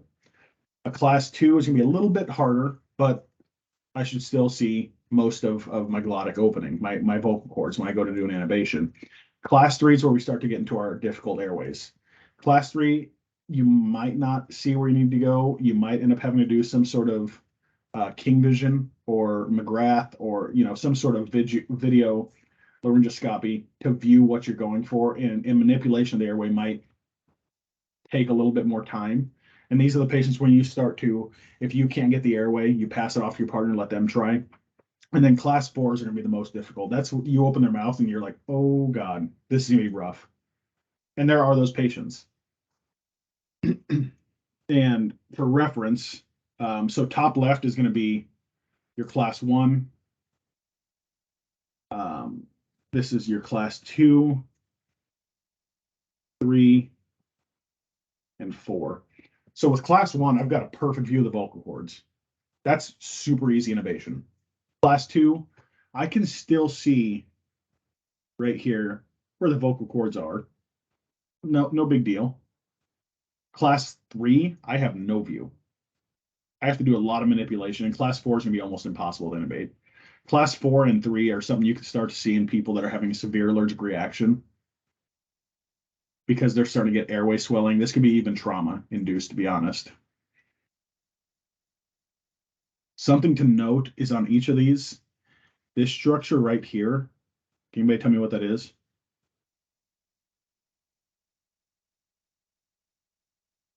Epiglottis. Bingo, epiglottis. So if that's our glottic opening, epiglottis, meaning the outer area of the glottis, is that large flap. Now, in children, when they have epiglottitis, what happens is that area is severely swollen. So a concern with kids with epiglottitis is that if they breathe in too hard, if they cry, anything like that, that epiglottis can snap shut over their trachea, and we're kind of screwed on as far as an airway would go. But when we perform an intubation, what we're doing is trying to lift up that epiglottis to give us a view. Now, right above here, you can kind of see the tongue up in this area here. That's the patient's tongue. There's 2 different types of blades. There's a Mac blade and a Miller blade. A Mac is curved like a C, a Miller is straight like an L. A Mac blade, the C curved one, is going to fit in between the tongue and the epiglottis into an area called your vallecular space or vallecula. As to where a Miller blade, a straight blade, is literally going to come down to the bottom of the epiglottis and just lift that up entirely. And again, that's something that's a lot easier for us to show in person.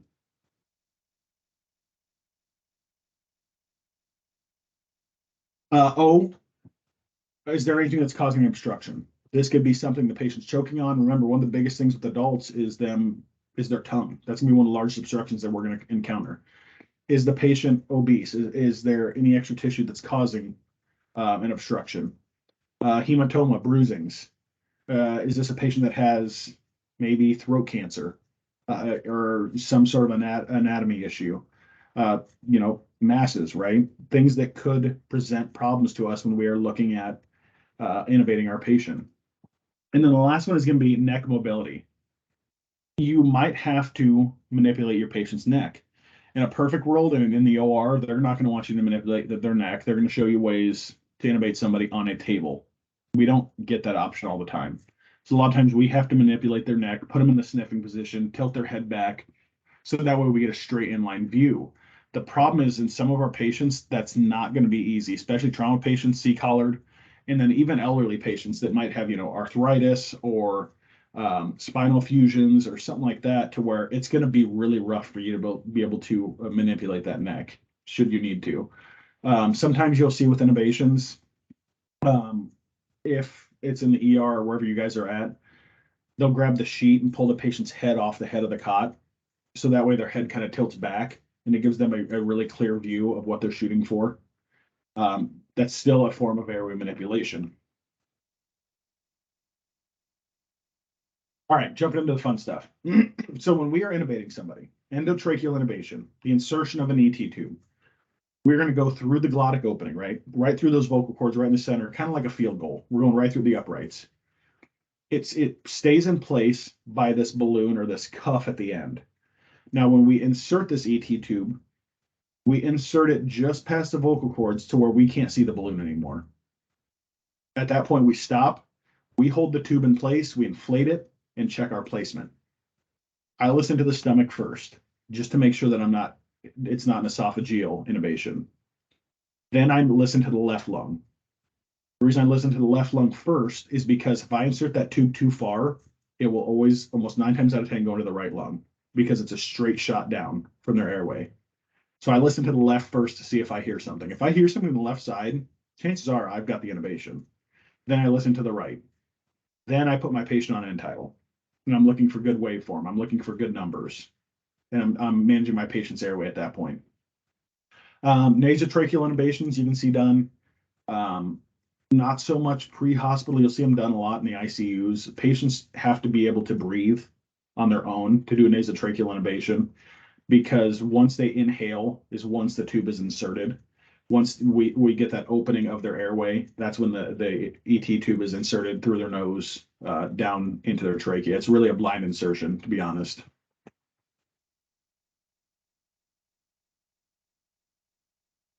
Advantages, yeah, we've got a totally secure airway. We've got an isolated airway.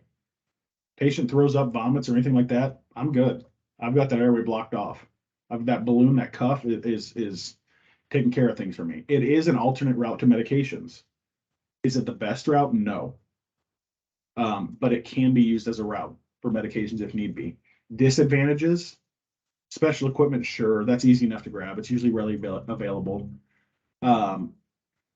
Another disadvantage is that it takes a couple people to do this. If I'm the only paramedic in the truck, I usually get a little bit nervous about it, because if I screw up, I have nobody to fall back on. I like somebody to double check my drugs. I like somebody to double check what I'm doing, because I'm literally taking their airway from them. And just because you inflated that cuff, that does not mean it's going to stay like that. So once we get them intubated, the ET tubes on the side will have markings on them, 19, 20, 21, whatever numbers.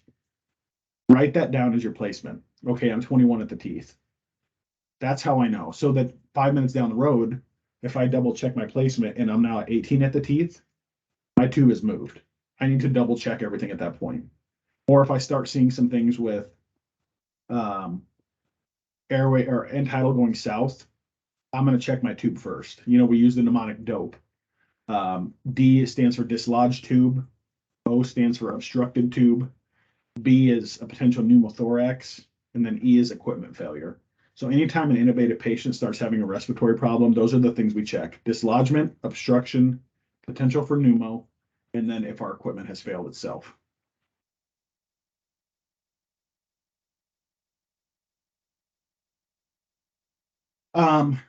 Bleeding, obviously, just because we're manipulating the airway, we're inserting, we're doing something invasive. We're putting something in the patient's mouth. There's a potential we're going to scrape the roof of their mouth, their tongue, teeth, gums. While we're doing this procedure, the patient can become hypoxic, because remember, we're not ventilating at that point. That's why we try to do this quickly. Something that might help out is during the intubation process, you can actually put like a nasal cannula in the patient's nose. It's not doing a ton, but at least it's introducing some oxygen into them.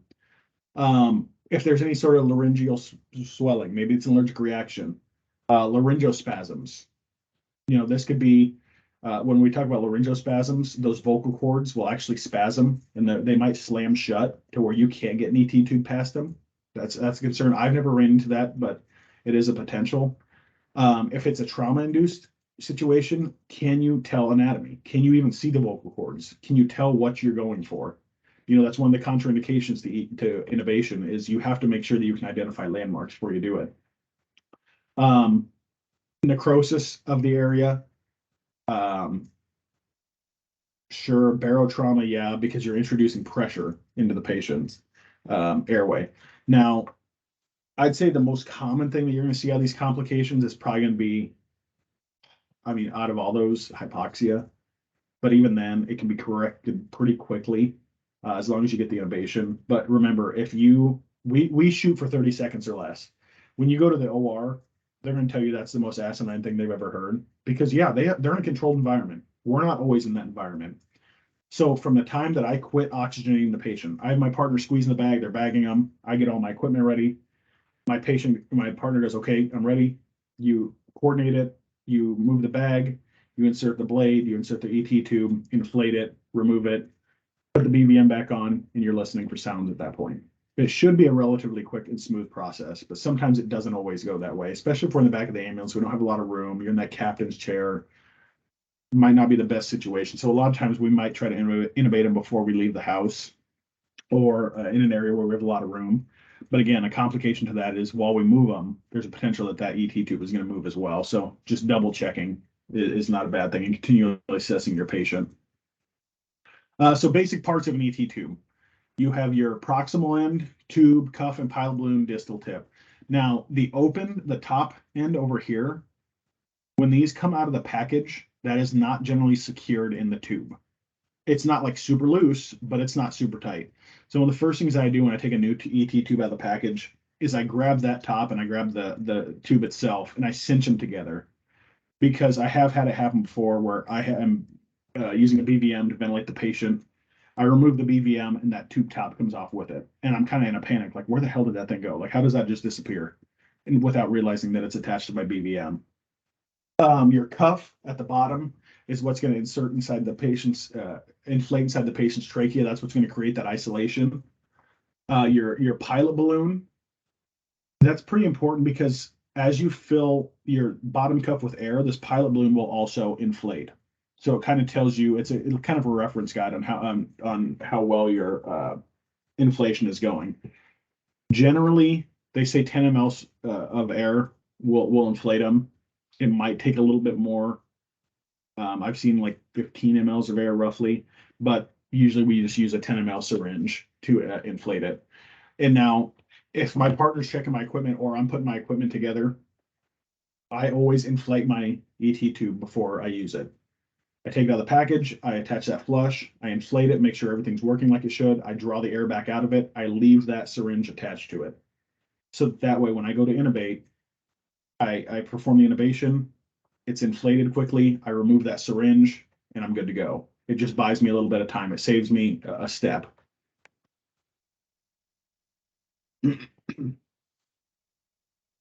Sizes really depend on the patient. Obviously, when we start to get like in the 5 millimeter range or lower, we're starting to deal with peds at that point. To determine a good size tube for your peds, really we're looking at our Braslo tape. Some will say the pinky size of the kid should be the diameter of the tube. That's a rule of thumb you might hear. My rule of thumb for adults, it really depends on when I look in the airway or when I look at the patient. Do I think this is going to be they're going to have a large airway or a small one? Generally, females, I'll start anywhere from 6 going up to 7. Males, I usually start 6.5 and go on up to where I need to at that point. I think 7.5 is the largest I've done for an oral tracheal intubation. 8s and 9s, believe it or not, can be used for tracheal or nasotracheal intubation.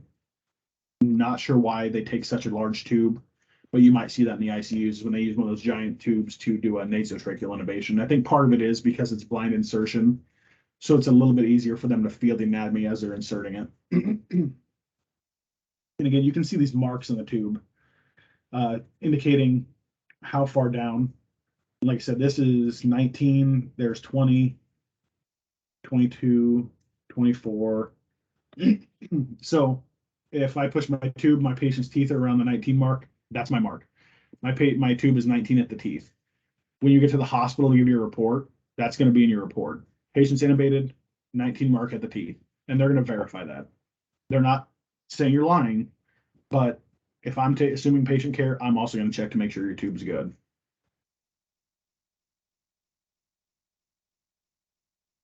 It's in your best interest to use a stylet.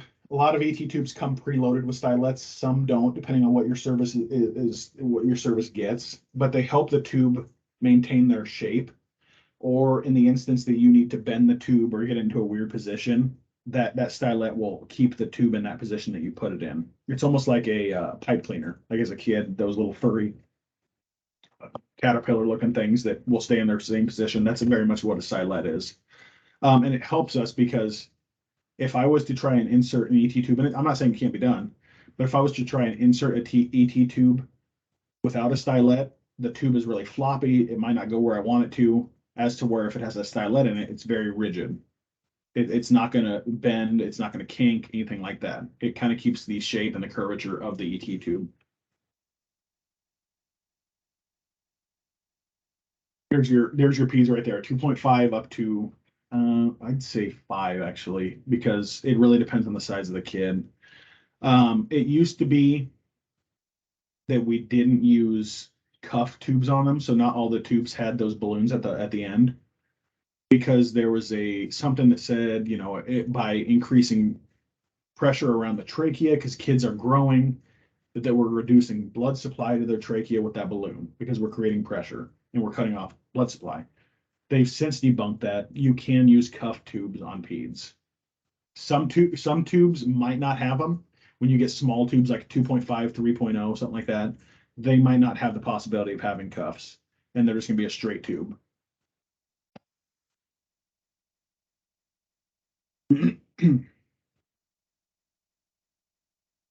This, what I was just saying, anatomic clues can determine tube size. A lot of it is how I look at my patient. They say have 3 sizes ready. Middle ground for me is a 6.5. 6.5 will generally fit any patient. If I need to go higher, then that's fine. Grab me a 7.0. But 6.5 for me, preference wise, is middle ground on what tube I'm going to grab. If I'm unsure, that's my go-to. Laryngoscope is actually your handle. That's what we're holding on to. That kind of looks like, I don't know, a manual shift knob up here at the top. Usually aluminum or steel or some sort of metal that has serrations around it that for a grip for you to hold on to. And the blades will attach kind of like you see there. They click into place and then they fold down.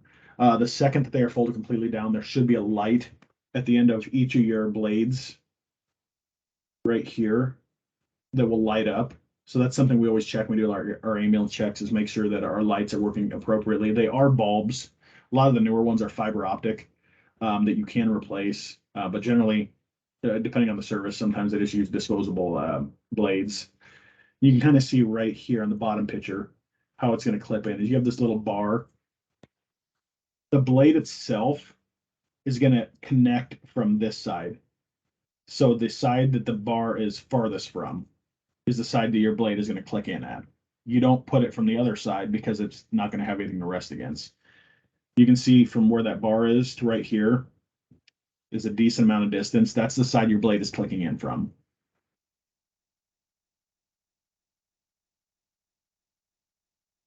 Straight blades, Miller, Miller 1, Miller 2, Miller 3, Miller 4. For our kids, that'll be dictated by the Brasso tape on what size we should be using.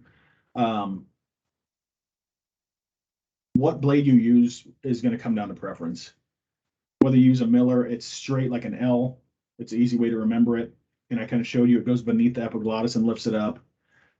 In kids, they say this is a lot easier. The problem with Miller blades, in my opinion, is that the tongue is very slippery and wants to slide off either side of it. So when you use a Miller blade, you really have to go on the right side of the mouth and sweep up to the left, as opposed to a Mac blade, which is more my preference, as to where it captures that tongue in the curve. So I don't have to start on the right side of the mouth and do anything like that. I can literally go straight in. And as I'm going down, I'm applying pressure forward, not using my wrist. It's not a fulcrum. I'm not bending my wrist. I'm using my forearm to drive that blade forward. My preference for adults is I always go Mach 4. I don't care if they're a small airway or not. I use the largest blade I can because even if they're a shallow airway, I just have to pull my blade back a little bit. Now, if I use a small blade like a Mach 2 and I open it up and I'm like, wow, their airway's a lot bigger than I thought, I have to stop, take the time, change out my blades. As where if I use a large blade, I can just pull back a little bit. I can't push in a little bit farther if I use a small blade. If it's not reaching, it's not reaching. That's the only reason that I use a larger blade. And again, a lot of that is preference based. But something to remember, your curved blades fit into our vallecular space, which is right above our epiglottis, between the tongue and the epiglottis. Sizes in both blades range from 0 to 4. 3 and 4 are going to be most common in adults. 0 through 2 are going to be more for your kids. Again, it's preference. Now, I'll tell you, get proficient in both of them.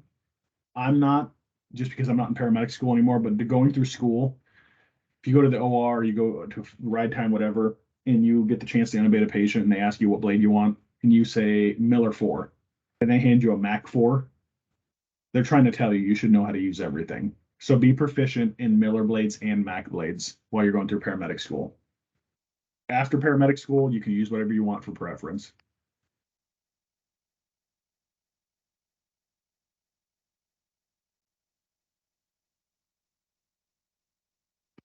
Forceps, obviously used to clear any obstructions, pull anything out of the airway. They're great for assisting if you need to use something small enough to assist you with getting the ET tube through the glottic opening. Should you not be able to, you can use those forceps. That's why they're curved, is that they're easily inserted. But most of the time, forceps are going to be used to remove any sort of foreign body obstruction. Oral tracheal intubation is obviously using the mouth when we're going to intubate, as opposed to nasotracheal intubation, which we are using the nose in that instance. Now, I said there's lines in the sand as to when I'm going to intubate somebody. So your indications here: airway control needed due to coma, respiratory, or cardiac arrest. Patients unable to breathe. They're losing their mechanism of breathing. They're going to need a prolonged support. Maybe they're going to end up on a vent.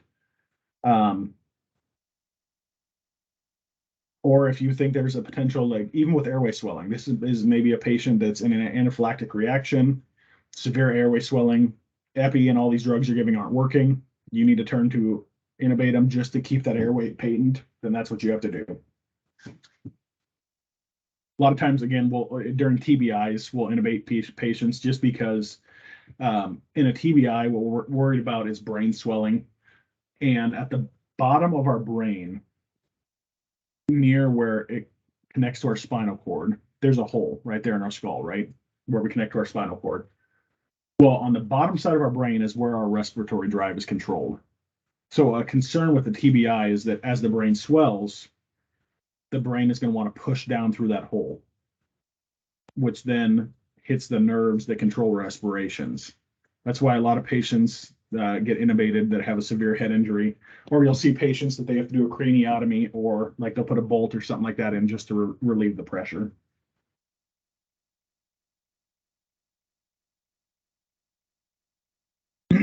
I wouldn't say intact gag reflexes is a contraindication because if need be, you can give medication to sedate your patient.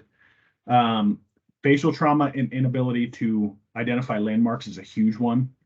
If you can't see the glottic opening, don't blindly insert it. Find another method, whether it's a backup airway such as a King, IJO, whatever it might be. If you're not able to get it, don't try. If you know you're not going to get it and you're just going on hopes and dreams, don't try. It's not worth, putting your patient in that position. Proper PPE, gloves. They're saying mask that covers your face. Obviously, if the patient is to spit anything up, or so you don't get anything, secretions or anything like that in your mouth, or any sort of open exposures in your nose, eyes, anything like that. We've been going for close to an hour. I'm gonna give you guys another quick 6-minute break till 8 o'clock, and then we've literally got 30 slides when we come back. So take till 8 o'clock. And then we'll come back, finish these 30 slides, if not less than that. And we'll get you guys out of here and I'll answer any questions you have at that point.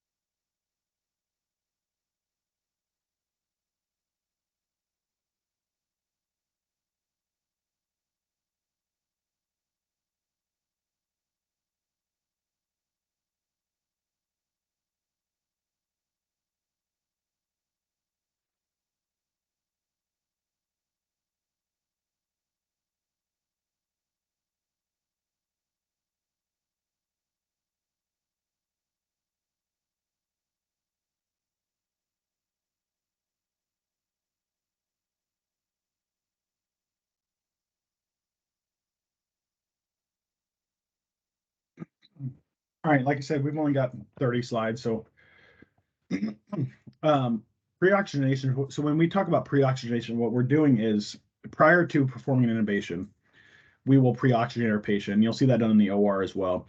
Is they'll bag their patient up and they try to get to the patient as close as they can in regards to 100% oxygen saturation, because they know that the process of intubation is going to cause the patient to potentially become hypoxic. So they try to deliver as much oxygen as they can prior to the intubation. So that way, if it's performed quickly, they don't have to worry about providing extra ventilations or anything like that. And there's no risk of the patient becoming severely hypoxic at that point. So anytime we perform an intubation, you'll hear bag the patient up or pre-oxygenate them or something like that. What they're referring to is making sure that the patient's oxygen saturation is good to be able to perform the intubation.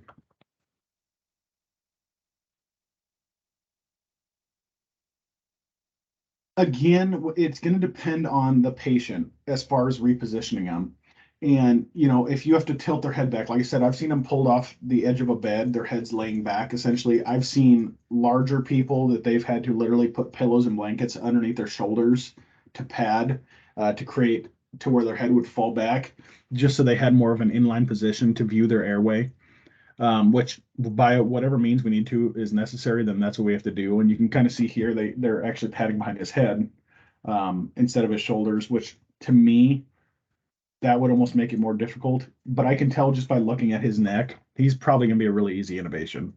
I can see his Adam's apple. He has a really prominent jaw. That'll be an easy intubation, unless there's something I don't know about as far as airway swelling or something like that. That looking at him, that'd be fairly simple. And what I'm looking for is, again, his neck size. He's got a prominent jawline, and he's got a pretty decent chin, which means that manipulation of the airway is not going to be bad at all. Insertion of the blade.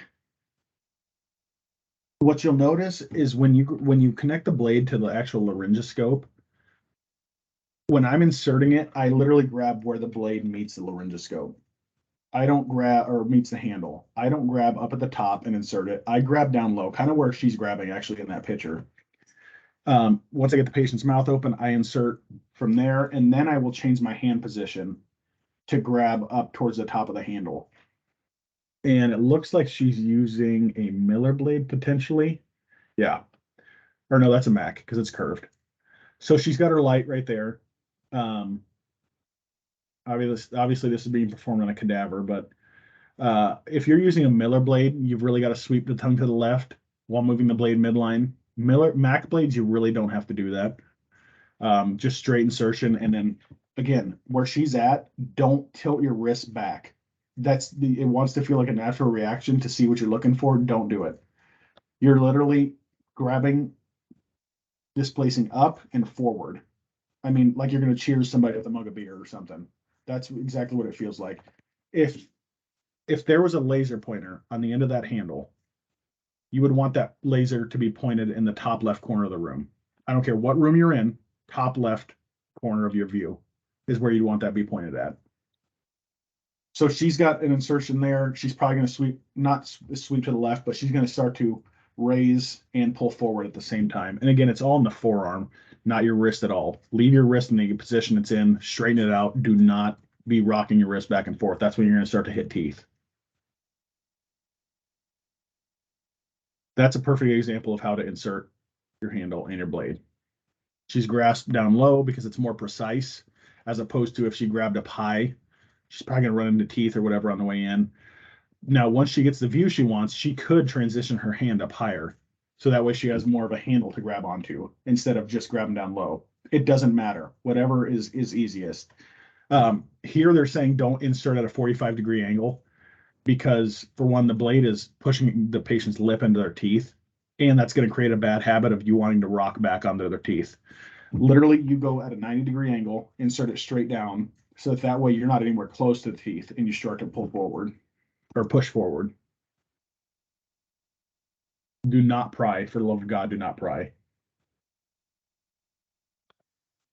If we get the view we're looking for, that's what we should see. You've got your epiglottis right here, up top. You've got your vocal cords. There's one, there's two. You can even see your tracheal rings down here. So I would want my tube balloon, my cuff, to go just past the vocal cords. And then I'm probably good as far as inflation. And if I insert too far, again, I'm probably going to go into the right lung. But that's why I listen stomach, left, right, is because I listen left first. If I hear lungs in the left, I'm probably good, but I just double check by listening to the right and then use color metric or end-tidal or whatever it might be. That is a hell of a view when you're intubating somebody. I mean, if you have that view, it's going to be a really easy intubation, as long as you can get your tube properly positioned. Do not mistake the tracheal opening for the esophagus for the tracheal opening. The esophagus has no vocal cords. It's literally a tube that runs straight down to your stomach. The problem is it sits right below the trachea. So oftentimes people don't manipulate enough and they see the opening and they're like, oh, that's the trachea. And they'll insert the tube and they intubate the stomach. That's why we listen to the stomach first, is because if I hear gurgling, then that means that I'm not in the trachea, I'm in the stomach. I pull my tube and I have to restart over at that point. But I'm listening for gurgling. When we attach a bag, BVM, I'll grab a stethoscope, listen to their stomach, left and then right. You can use a bougie, and I don't think I've ever used one, but I don't think I've ever really had an opportunity or needed one, to be honest. But in the instance that you can't get an ET tube in relatively quickly, you can grab a bougie and insert that, and then guide the ET tube over that down into the glottic opening. So that's really just like a placement holder. Once you get that inserted into the trachea, you can then put your tube over the top, literally over the top of that bougie, and slide it down and follow the path.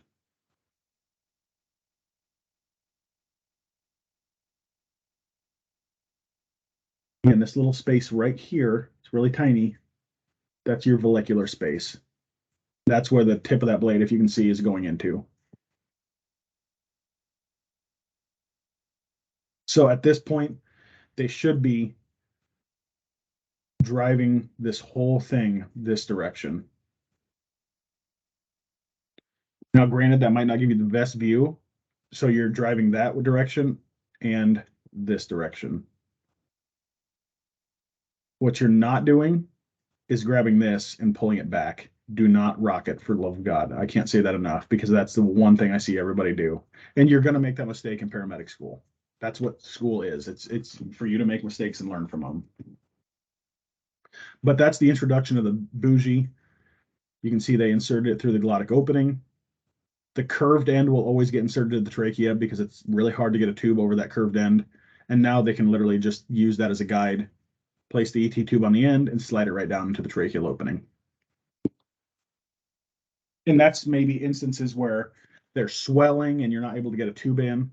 But if you can get that in there, then you know that you're in, and you can actually guide the tube down a lot easier in the instance that you're not able to get the tube through a small opening. This will help you introduce that.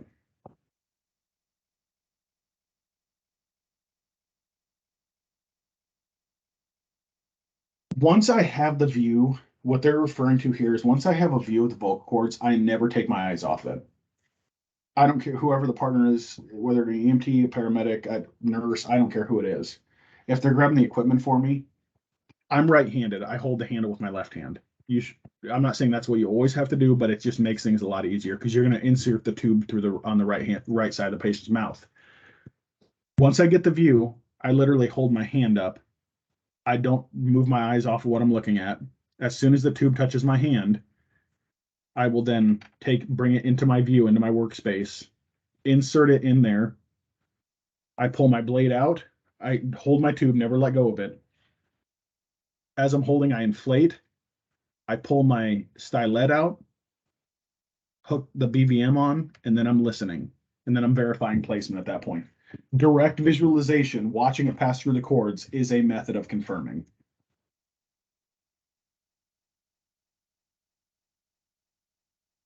Some Miller blades will have a barrel on them, like you see there. They don't want you to insert the tube through the barrel like you would like a King Vision, because you might tear the balloon. and then we've got a problem because you've got a balloon that's not inserting or not inflating, or it's gonna be really hard for you to get that out of there, out of that channel. So just don't do that. Leave enough room to where you can insert the ET tube on the right-hand side of the patient's mouth. Again, most people intubate with their left hand. If you're left-handed, kudos to you, it's gonna be a lot easier. I'm right-handed, I still intubate with my left because my right hand is the one that's precise. That's what I need to guide the tube in.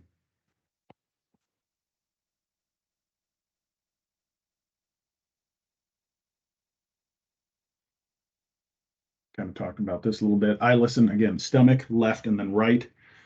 You could probably do it in whatever order you wanted to, but I want to know really quickly if I'm in the stomach, so that's why I listen there first.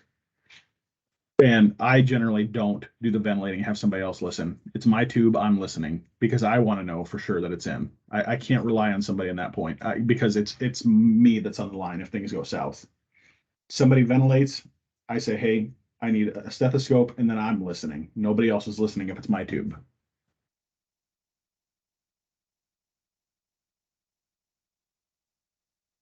Ventilation, yeah, adults 10 to 12, kids 12 to 20. Good rule of thumb, one breath every 5 to 6 seconds. That's the best thing I can give you. With kids, it's every 3 to 5, adults every 5 to 6. So 5 is your middle ground. Also do it based off end tidal. If their end tidal is really high, I'm going to bag them down a little bit. If their end tidal is really low, I might slow down on my bagging. Different ways that we are going to confirm visualization. That's number one. I watch the ET tube pass through the cords, and that's something you put in your report. During the intubation procedure, I inserted a 6.5 millimeter ET tube through the glottic opening. I visualized the cord or the ET tube pass through the cords. I then inflated my cuff. I auscultated the epigastrum. I auscultated my left lung, my right lung. I attached end tidal capnography. It showed me good waveform, and I had an end tidal rating of such and such. That right there just told me I verified through 3 to 4 different methods. Visualization, I listened, I put on end tidal. That's 3 methods right there.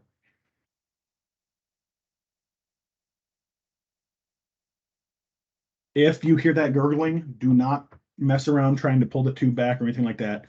Deflate it and take it out because you're causing gastric distension. We do not want that. If you hear it only on the right lung and not the left, your tube is too far. Deflate your cuff, even pulling back just a little bit, reinflate and double check. It's probably inserted just a hair too far. So deflate, pull back a little bit, check your left lung at that point. You probably have a good placement at that point. But you need to be checking it during transport because if you're that close to being a right main stem, there's a potential it could happen again during transport. So monitoring end tidal, listening to lung sounds throughout transport. I listen at least 3 to 4 times if I'm an intubated patient. Listen when I first do the intubation, probably 5 minutes after that. I'd say 3/4 of the way into my transport and then arrival at the hospital as well. It'll almost sound when you're squeezing the bag like a duck quacking. That's pretty normal. It should be fairly easy to ventilate. There shouldn't be any huge issues. If there is, then there's potentially something wrong. And that's when we go back to that dope mnemonic. Tube is dislodged, there's an obstruction, there's a pneumo, or your equipment has failed you.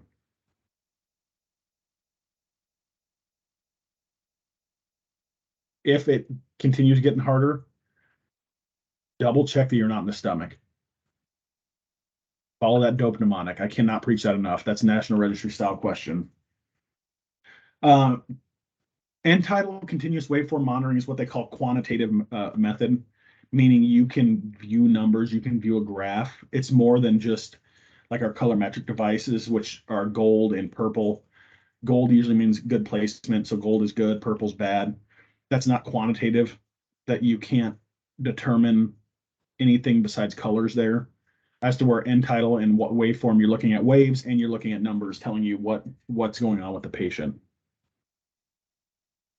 I really don't know a whole lot of places that carry esophageal detector devices anymore or esophageal bulbs.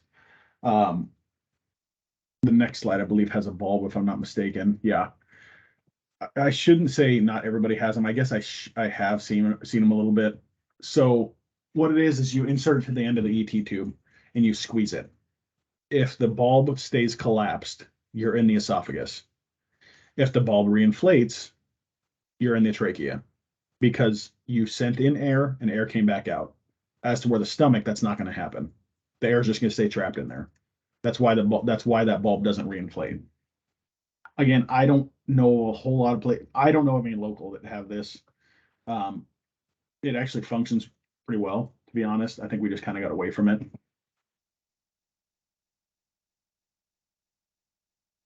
Never, never, never, never take your hand off the ET tube until it's secured.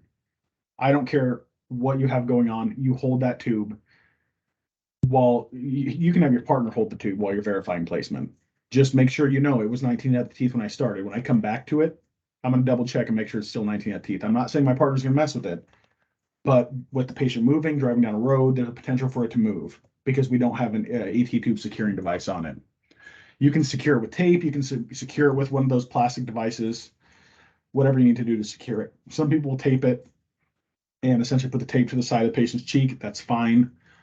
Some people will use the actual ET tube securing device. Whatever it is, just make sure that you don't lose the tube prior to securing it.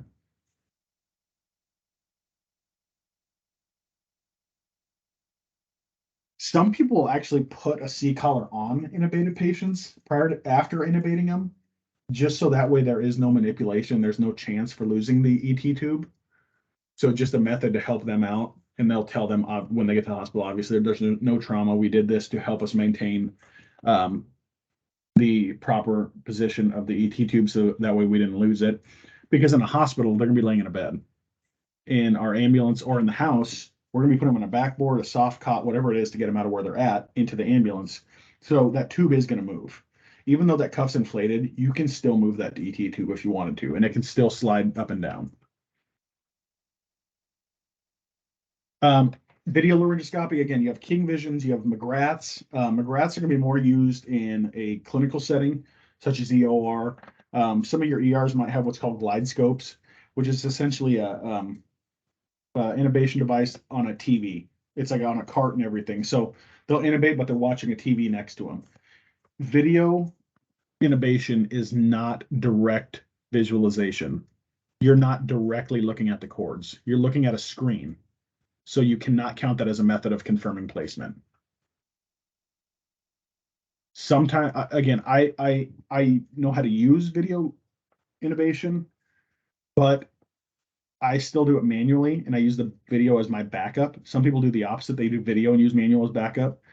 But the problem is if you get so reliant on technology, especially in this instance, and that fails, and you have not done your manual skills for a while, what do you fall back on? Now, if my electronics fail and I'm really proficient with my manual skills, it's not an issue. I mean, even if my bulb goes out on my laryngoscope, I lose my light bulb, I can use a flashlight and see where I'm going. It's not a huge deal, as long as I have the tools to be able to do it. Again, some of the different ones you'll see, I've never seen one like on the top left, to be honest. We used to have a McGrath that we used. The problem with McGraths is that they only have so many uses to them, and they'll literally expire and can't be used anymore. You can't turn them on or anything. It'll tell you on the screen when you turn them on, you have 300 uses left or something like that. Doesn't matter how long you have it on. The second you power it off and back on, you lost a use. And they are very expensive. They're like $2,500 to $3,000. Only reason we had gotten them is the OR at Mercy gets them for free because they go through so many of them that their supplier supplies them for them. And we'd gotten one that they weren't using. The blades can be changed out on them. You'll see some services, some larger services actually using these instead of a King Vision, which is what's on the right here. Like I know New Orleans EMS is really big into McGraths, which is this middle one here with the M, as opposed to a King Vision, which we're all pretty familiar with, or as far as checking it in and making sure it works.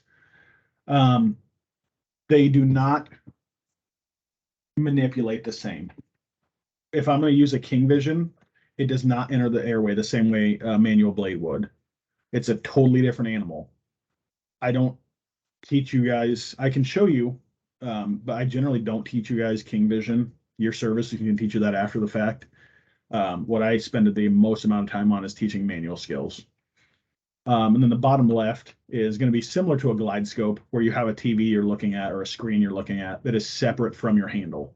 So it's literally going to be on a cart next to you. So when they go to intubate, they'll be looking to their left side instead of right in front of them at the patient.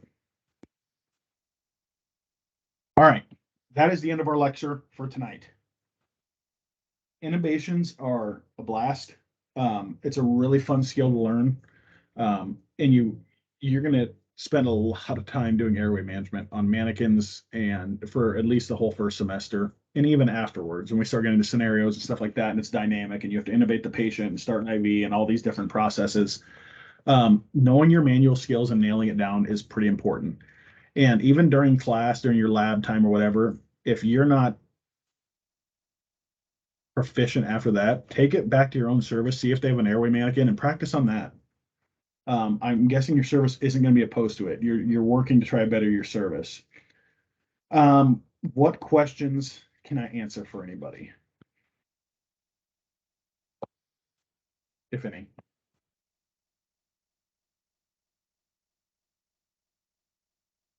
I have a question on intubating a patient in a C collar. We talked about the opening being there for Crikes. Yeah. And we talked about like manipulating the Adam's apple for intubation, pressing down.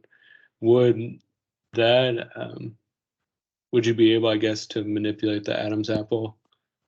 Or if a spinal injury is suspected, would you not want to do that? So what you're referring to is what's called cricoid pressure or a Selleck's maneuver. And you're not applying a ton of pressure. You're literally finding the Adam's apple, or in females like that hyoid bone that it's really dense. It's the larger part, thick part that's really easy to feel. And you're essentially just applying very minimal pressure. Even if the patient's in a C collar, that C collar is maintaining their C spine. You're just manipulating their trachea. And what also assists with that is while you're pushing down pressure, you're also closing the esophagus. So if I'm going to intubate somebody and I can't see a view, I might tell somebody to apply cricoid pressure or Selleck's pressure or Selleck's maneuver. And what I'm asking them to do is push down on the trachea because they might bring it more in my view, if that makes sense. Yeah. Thanks. Yep. Any other questions? Comments, concerns? Good for the class? We have literally 1 week left of airway management. Our last lecture is next week. It's the same amount, right around 100 slides, which has actually been kind of nice. I think this is the latest I've kept you guys for the 2 classes I've had you. But it gives you a chance to learn it a lot slower instead of me cramming 300 slides into one night, which is impossible for you guys to sit through. We're going to spend time, I believe it's next week, starting to dive into our innovations. Now, in the meantime, prior to that, that's not saying you can't watch YouTube videos on airway management as far as innovations go. That's not saying you can't review it in your book. That's not saying you can't pull it out of your airway mannequin that you have at your EMS service or department or whatever it might be. Start trying to identify anatomic landmarks. Start trying to put that equipment together. Next time you check in your ambulance, open up that airway kit and start looking at that stuff. Look at the Mac blades, look at the Miller blades. They have numbers on the side of them that tell you Mac 1, Mac 2, Mac 3, Mac 4, Miller 1 through 4. See how they click in. See how they function. See how that light bulb turns. Know how to change batteries in them. Things like that will really help you out. Because when it comes to going to the lab, then you can focus just on the airway management. You've already got the equipment down pat. You know, maybe your department or service has training equipment. There's old ET tubes you can take out, inflate, and look at. All that stuff's important. It's not just curriculum and PowerPoints that we're studying, but getting our hands on some stuff. I'm a hands-on learner. I'm guessing most of you are as well. That's the way I learn. So start doing that between now and when we start airway management. It's pulling stuff out and looking at it.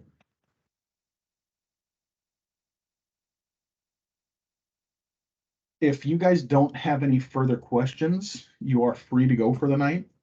I will hang around for a little bit if anybody does have any questions and maybe they just don't want to ask in front of anybody.